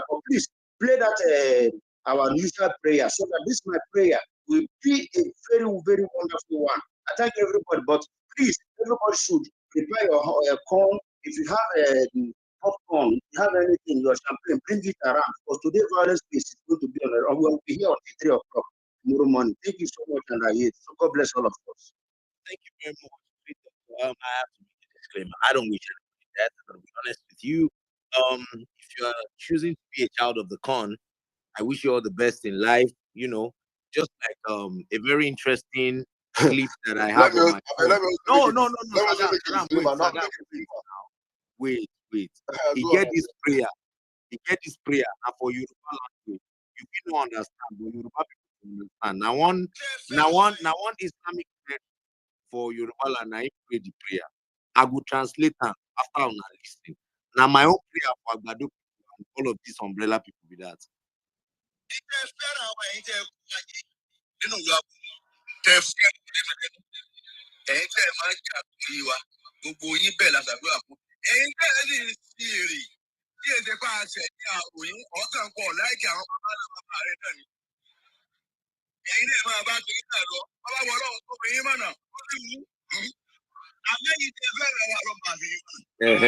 So Saddam, I will come translate that for you now. The cleric, now Muslim cleric, he say those of now we like us, where una they love us, God will give una. Those of now we don't like us, people say we not do anything. I just to say una no one like us. If God like, if He show una the way, if He like, He show una the way. Now it's not people. Waiting me, I stand up. All of now where they love us, where they love Peter Obi, God go show una the way. Those of now when don't like Peter Obi, say the man don't do anything. He not thief. He be correct man. He has great plans for the country. On the type bad mouth, they try to talk bad things about you. And not say God go do anything. If you want to show you way, he show you way. If you no go show you, you no go see him. But that's all I know. I'm not here to castigate anybody. But as you said, my brother, you want us to pray, so let us pray. Oh, before I pray, I just put on that disclaimer. We'll not be here till morning, please. Right? That is you can open space after we close, please. For this one, please. I was thinking you were going along with that. I beg you, I have work tomorrow, please. I have to be up very early, so I think for Saturday it's long, but we have to close as fast as we can. That's just it. But all about you, yeah. Thank you so much, guys. So APC PDP boys, if God likes, he can show you the way. If you're not in his good books and he does not show you, that's it for me. Oh, yeah, we still want to do this in that way. Then see I talk. Is there those of now with the case? When we say we not do anything, Peter will be no offense. He just say you don't like him because he's like man. If God like, may he bless you. You know like, on this place, I think I've stopped saying it, but I thought about it before this place. I said I have to emphasize this because most times you guys go on all these spaces, when you go there, you get a whole lot of energy, and you come back and you're all feeling downcast and everything. And you now start questioning yourself. Most times in those spaces, I feel like at this point in time, Peter is a walking encyclopedia. You have a whole lot of information about Peter that is out there. Peter is the easiest candidate to sell. Peter's track record. I see some say that hired small as the shake boys they attack Peter and so they supposed to attack Peter. I'm saying those ones are inconsequential. There's no point. There's nothing me coming out to talk about Sowore because he already knows that he's not winning the election. But you guys go on these places and you see them. You see all sort of work. I'm going somewhere and I'm like, I just want to say this one more time so that you can always remember this wherever you're going to. Because I have seen that you cannot stop some obedient army body in this election. You know, if you will go where they won't go. So I want you to remember this when you're going on all these spaces. Remember this, please. There is only one governor. There is only one governor. In fact, there are only two governors since the inception of democracy in Nigeria that save money after spending 8 years as governors. Two governors. One, the late Musa Yar'Adua, and he saved 5 billion. Umar Musa Yar'Adua. Yeah. He saved 5 billion naira for the state of Katsina, and His Excellency Peter Obi that saved 75 billion naira for his state. If Peter had stolen 20 billion, he's still a legend. If he has stolen 50 billion, he's still a legend. If he has stolen 60 billion, he is still a freaking legend. That man saved 75 billion for his state in a country whereby if he has stolen all the money, nobody fucking will hold him responsible. That's how irresponsible this country we're living. When he saved that money, despite all the numerous works he did for that state. He did everything in that state. He touched every sector in that state. So when they come out and tell you he's the same. Meanwhile, Bola Ahmed Tinubu left Lagos in billions of debts, hundreds of billions of debts, without building one flyover. Adam, do you know that every time I try to understand why, when all these Agbado people want to come, I want you to stay with this. When they want to come up and discredit the work that we did in Anambra State, they have a lot of things to say. And I started asking myself that why would in fact, by the time people left after, Willie Obiano sent his media attack dogs to go after Peter Obi and start discrediting all of the works he did in Anambra State. And I started to wonder, why would your successor want to discredit the work of his predecessor? And then I went back to listen to a media exchange on, I think it was AIT or Channels TV, between a media aide of Peter Obi. I can't remember the guy's name. I think it was on Channels. And a media aide of me. Now, do you know that after Peter Obi has signed contracts for construction of roads, building of hospitals, all of these things, when he was about to leave office, the last set of contracts that he assigned people, he actually paid, I think he paid almost all of it, maybe 25% or almost all of it. I'm not sure. So now you can imagine somebody that is coming into office. Omar, all the contractors, as long as you finish your contract, as long as you finish God bless you. I get it now. As long as you finish your contract, the ones who have not finished, they got 25% of their payment already. And the rest was kept for them. So I now start to make sense of it. You know what? Now I get it. I'm coming into office. I'm a corrupt person. I'm thinking of ways to come and loot all of the 8 years this guy did as a political party. Did not allow us to chop money. So we're coming in now. We're looking for avenues to chop money. But most of the contracts that the government can actually dole out in the next maybe 4-8 years, this guy has already set a template for it. Paid out 25% of the payment, just to ensure that the incoming administration has very little room for corruption. And what does Willie Obiano do? He decided to build a gigantuan airport. No, the airport was. Let me clear you, sir, because it's myself. I'll tell you. The airport was an afterthought project. He has stayed up to 5-7 years. He had to do a project for the people to say, I did something. Adam, you are saying the same thing I'm saying. Let me say you are Peter Obi now. I'm coming into office. You know I'm corrupt. So all of the loopholes that I can use to swindle the state, siphon for the next 4 years. As I enter office, the only thing where I feel to be say, I just they balance all those projects where you don't pay for. You understand? You say the state don't they committed to those projects. If I transfer, it could pay somehow. You understand? So I got see and through. Automatically, I have to create my own white elephant project that I will use to drop money. That's the state, the airports. A very meaning, to be honest with you, it may serve a greater purpose if Anambra State is lucky to have somebody like, not somebody like Mwanga Soludo Abiwutin. Soludo Abiwutin at the call down. That joke. Yeah, I don't know. If he let me give you some history. Let me give you some history about Anambra State. And there's a reason why people don't understand why behind Peter. Obasanjo is a very Obasanjo, despite every flaw you want about Obasanjo loves Nigeria. That's one thing I can stand and sit my chest and say Obasanjo is a one Nigerian. He loved Nigeria. In their all the governors are giving through power with Obasanjo in 1989. Only one governor, I dare say, did not retain power, I think. In the I think the whole South. I might say the whole Nigeria. I don't say what the United States Saddam say, but that governor I stand with is Mbadinuju. That was the governor of Anambra State. That was the worst governor Nigeria ever saw. Mbadinuju was paying. There's someone that you see the river right now, Emeka Ofo. Emeka Ofo was the one that used his money to bring Mbadinuju to power. Mbadinuju was paying Emeka Ofo over 30% of any money that comes into the state. He was paying the man. He had zero amount any project, but did not build one road. In fact, schools were on strike for 2 years.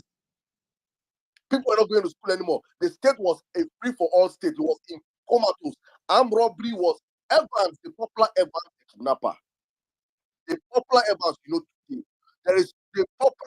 There are no set of criminals. In fact, that was when the SIA of the traded Bakassi boys had to bring them in because Anambra was where it has Boko Haram is terrorizing it. That was Anambra was. Anyone that know Anambra will tell you about Anambra then. Anambra was a dead zone. It was a state that Anambra were not even proud to say I'm from Anambra State. All the wealth, all the billionaires in that state, people are ashamed to associate themselves with that state. If you're an Anambra of this place, you come up and tell people your story until Peter came in.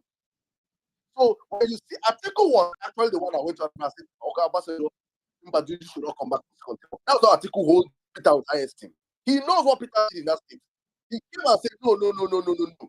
How can you be in a state and 2 years? You are not going to school. Civil servants on strike. Nothing is going on in this state.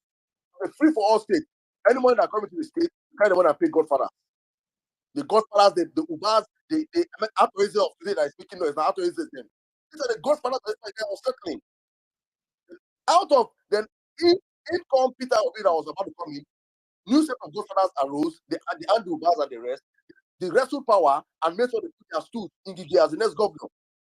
Peter was they gave Peter to them. They say no, this guy is coming from the private sector. They cannot compete this kind of a guy. Peter had to leave PDP and go to Abga. That was the first time he left PDP to Abga. And they now used Ngige as their boy. He signed later, they took him to Shrine, Okija Shrine. He signed later everything. When he becomes governor, he'll be paying them. He got into governor and saw the backdrop of money being owed by the former governor, and he said he cannot conduct paying this money. He did some good jobs in projects, some road projects. And he could not keep paying up with these guys. That was when he was kidnapped. A sitting governor. There is no state in Nigeria that a sitting governor was kidnapped. The government was burnt down.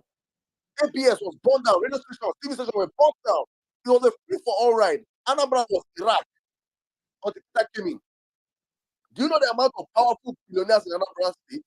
Do you know what it means that all the biggest road transport owners are for Anambra? You cannot be, if they say you won't do this, you won't do this. Until Peter came in.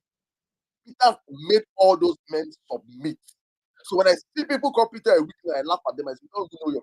Do you think when they call him Okute, they were calling him Wokewe, they were calling him that man have female voice when he came in. As he was leaving, they called him Okute Stone. The man changed the trajectory of politics in Anambra State. When I see all these people come out here and say nonsense about these Abodo boys that have nothing in their head, empty brains, brain filled with roasted corn. So most times I see obedience and I'm like, we're past that stage of debating, coming out to tell your candidate. At this point in time, if you're comparing Peter to Amadou, you are mad. You are raving mad, and you need a space in this man's clinic that is building in Lagos, in Sanwo-Olu's clinic. I'm about to present our people speak. Let's give a little bit of history here. All right, thank you so much. I really enjoyed that, to be honest, because Mbadiniju is a very, very interesting character when you go to Anambra State politics. And I can't imagine being the guy that succeeds that man in office because, or that succeeded that man in office because that must have been, disastrous. Green Pasture, are you there? No, he's gone. Benjamin, are you available now? Yeah, bro. Yeah, I'm here. Take the next 5 minutes. Ronaldo, I greet everybody with respect.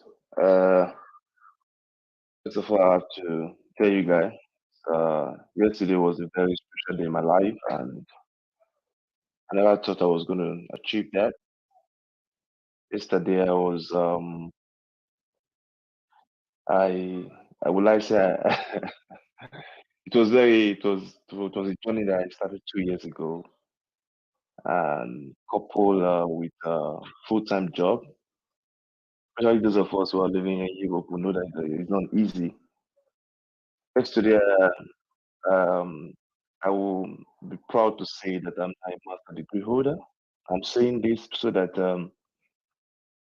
people from this space, Agbado companies, Mikano companies, will know that I have a certificate from a very prestigious university here in Germany. So that when me and Saddam and Omar will be contesting tomorrow, nobody will ask us to go and bring certificate. So you guys should know that I already have one. And if you want the serial number and my matriculation number, I can also publish it. So you can go to the school website and you'll find all my information. They say for my village, they say leaves are fall from up. You know, see who prison. Nothing head for grand. So I praise myself. One, it's not easy to use your own personal funds to sponsor yourself, to do other things. Now we are here today. Why did I start from that angle? I started from that angle because if Nigeria was good, if Nigeria was fair to all of us, if Nigeria was a country that all of us dream to have, none of us will be traveling abroad, suffering, working more than 8 hours a day, and also give the money back to the government. When Omar first of all called me for the first time to give my submission, I told you guys I was my baby, trying to bring my baby to bed. I came back home from work, and my wife is going out because only one man or rather only one person will not be able to sponsor the family bills and all that. So if it was a country where like Nigeria, where we have everything, when everything is possible, and they are not looking at our dream as if every youth in Nigeria is a lazy one, they are being oppressed and nothing like that will happen. None of us will travel out of Nigeria. As I talk to you right now, Germany is so cold, and even when you are putting food in your mouth, you are shaking. Somebody might tell you, "Oh, you earn millions in this country. Why are you like that? Why are you like this?" I tell you, government will give you with right hand and they will take it back with left hand. But we don't have to complain because it's where our leaders brought us. Why am I making reference to all those directions? These two people that we have today that are subject of the subject of today, Atiku and Tinubu, they actually part of the problem Nigerians are facing today. I'm very happy, very, very happy that Obasanjo is behind our incoming president of Nigeria, Peter Obi.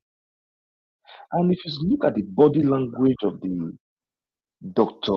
Ebele Goodluck Jonathan, he's also directly and solidly behind Peter Obi. So Omar is here. Saddam is also here. I believe those people live in the Western world. He will tell you where Saddam worked last and the person he worked with last. If Saddam decided to go to, for example, BMW now or Mercedes want to go and apply for a particular position, he want to work in that company.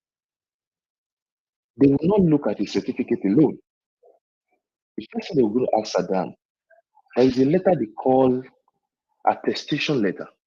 That letter is what your former company will give to you, and that letter will show all your track records, how good you are, what you have achieved for the company, and the kind of person you are. They'll just put it there with the code and all that. That's how German do their stuff. So when Saddam gets to Mercedes and want to apply for this post, the company where Saddam is applying to, which is Mercedes, they have the right to go back to his former company and say, please, can you send us this former worker track record so that we will be able to know the kind of person we are employing. That one is one. And the second one is going to be what they call policy ceremonies, meaning police report. So police report is what you have entitled to take at any time. You can apply for it at any time. You apply today, 3 days to 4 days, then you have it. Sometimes some cities is free, some cities is unfree. And you just pay some exchange, then you have it.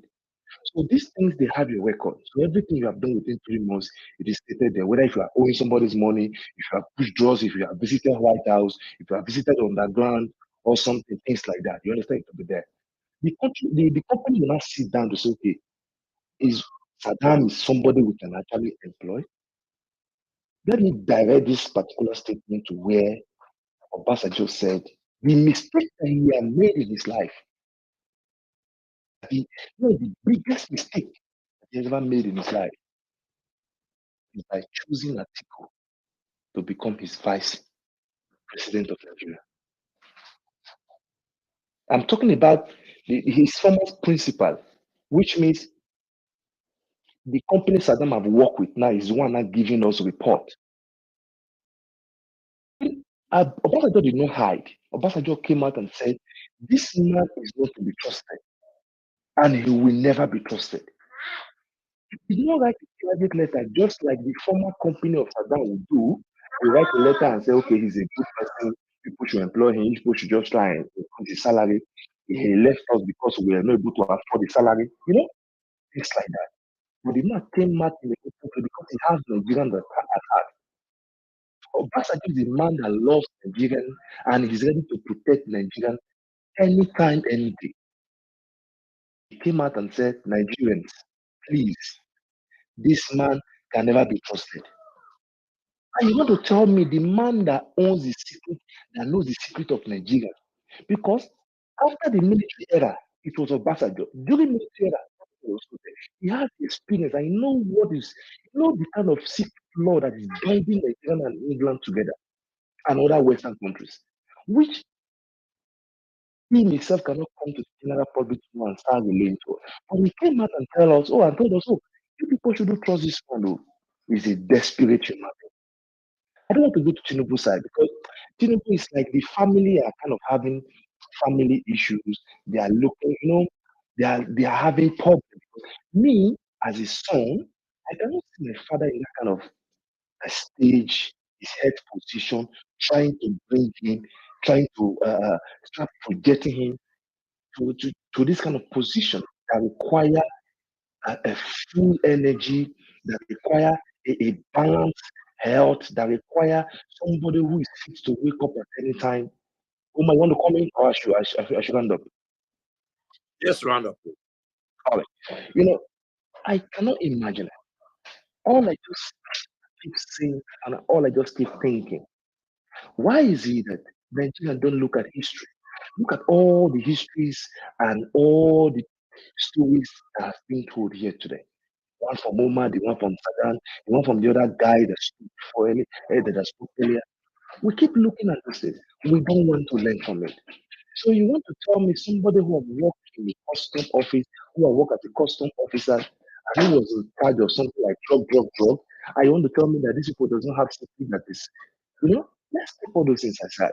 All these are history that we need to work with. Me, as a staunch obedient, I will keep telling you guys, please, anybody that tells you that Peter Obi will not win, tell that person he not concern you. Now our cross will go carry him. Whether he's going to win another win, Just will round not up in 10 concern you. seconds, bro. Please, I just want us to know that we are doing great. Let's continue to push the button to make sure that Peter will become the president of Nigeria in 2023. God bless you all, and may God continue to bless all of us.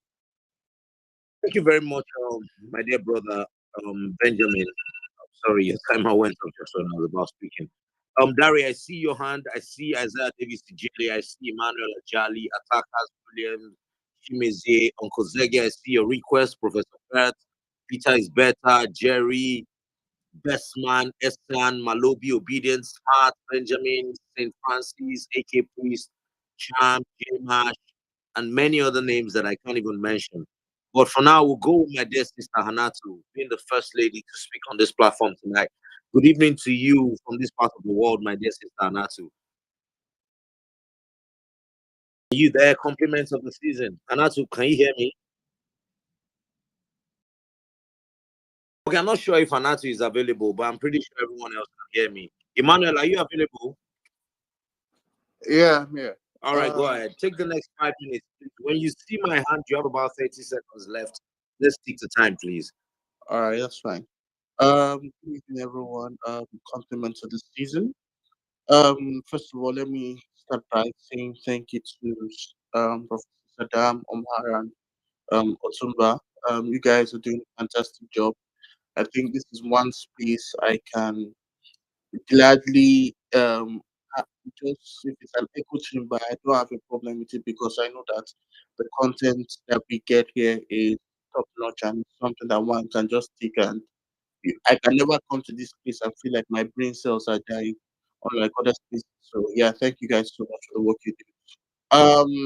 So to the topic, well, when you think about Atiku, when you think about Tinubu, all I can see is Siamese twins that join together by the heart because the same way heart and the brain, because the same way one thinks is the same way the other thinks is not different. There's no clear, there's nothing. Both of them are into drugs. Both of them are into money laundering. Both of them are into killings. So it's all encompassing. Benjamin Mayer actually took on something that was already in my head. It's this thing that you always hear people say.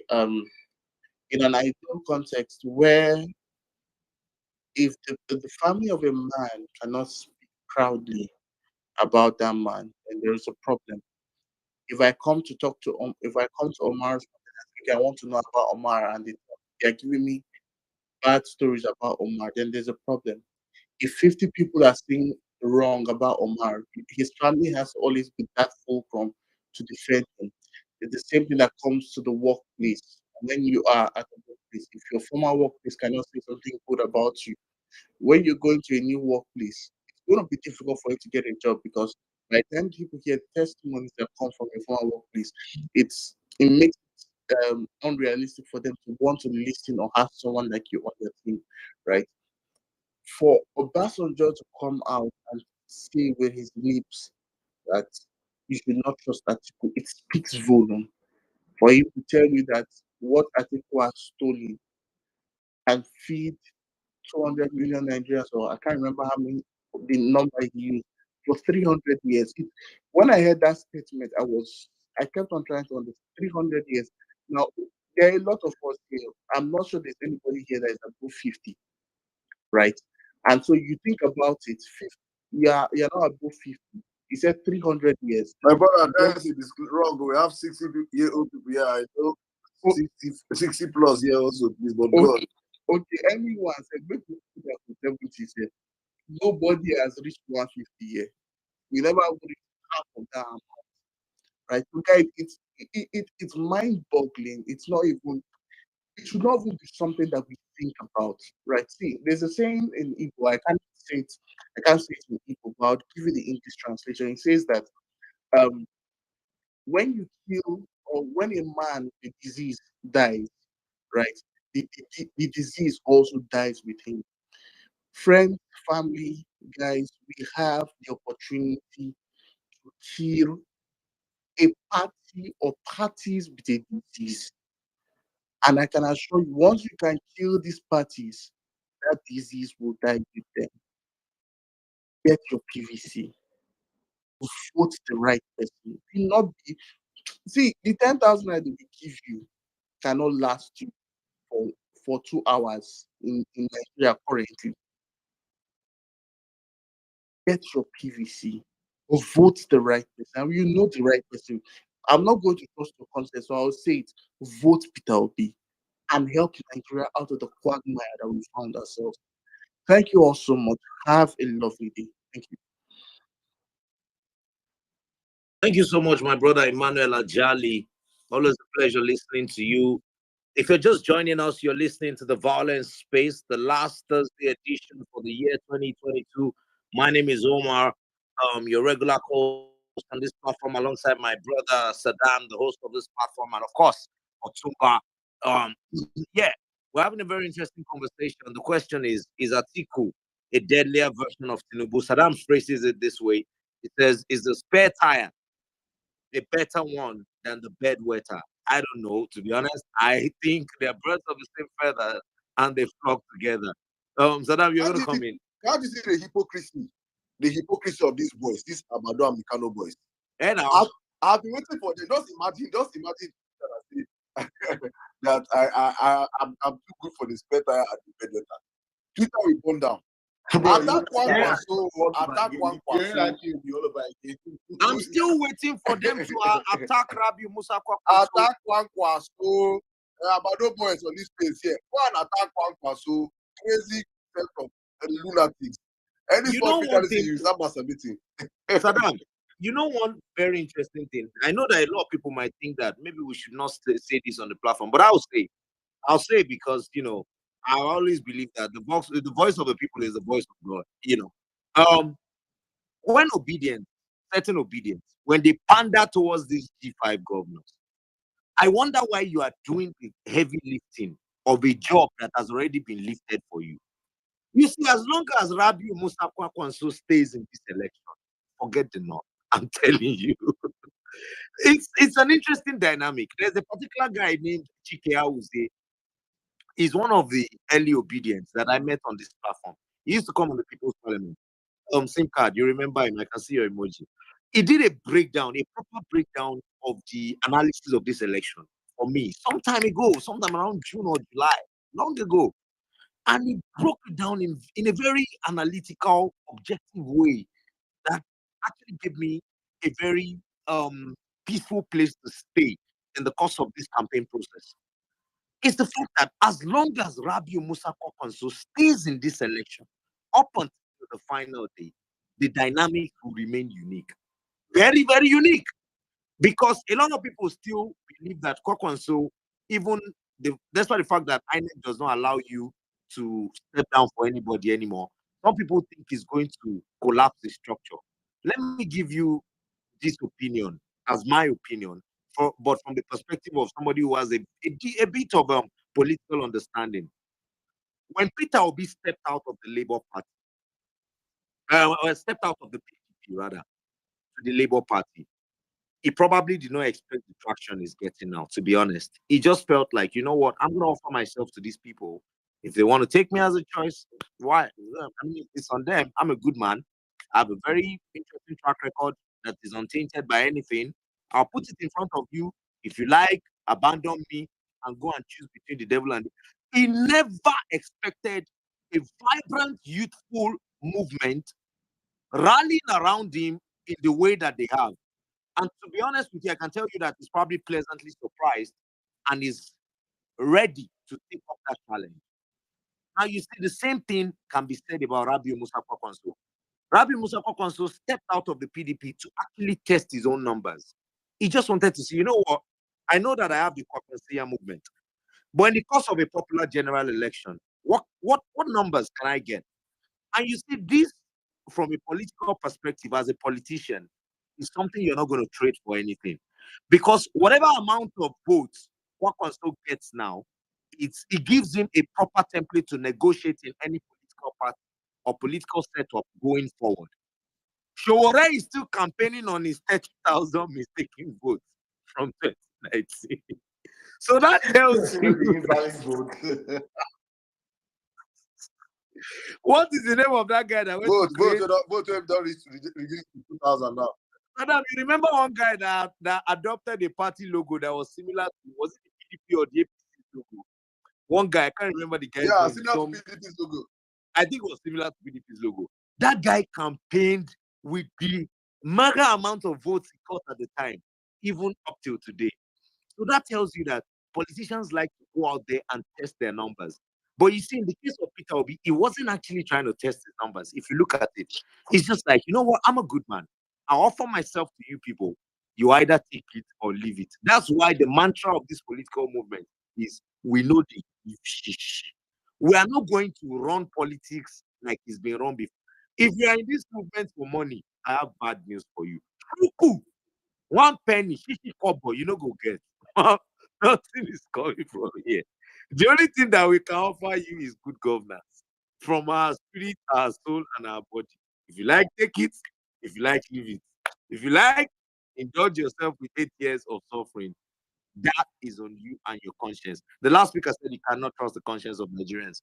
So I ask you to vote wisely. Vote for the right candidate in this particular election. Vote for Peter Obi. Good evening, Anato. Are you available now? Yes, I am. Good evening. Let me just step out quickly because I must vent. Hold on. Thank you so Please much. go ahead. Feel free Oh to do my that. God. Hello, Saddam, Otumba, Omar. Compliments of the season to everyone. I've been listening, but I just had to step out to quickly rant. Thank you so much for this space. I have looked forward to this space. Like my thief brothers will say, I need to get some things off my chest. See, this space is what I have looked forward to because I am hungry. I am angry. I am. In fact, let me just rant first of all. We need this space because we need to shake Atiku off from our bodies. That man is a leech. His campaign and everything, the way he's leeching on to Labour Party and our, it's so annoying. Those videos that they're posting from the former campaign, all those things, it pisses me off.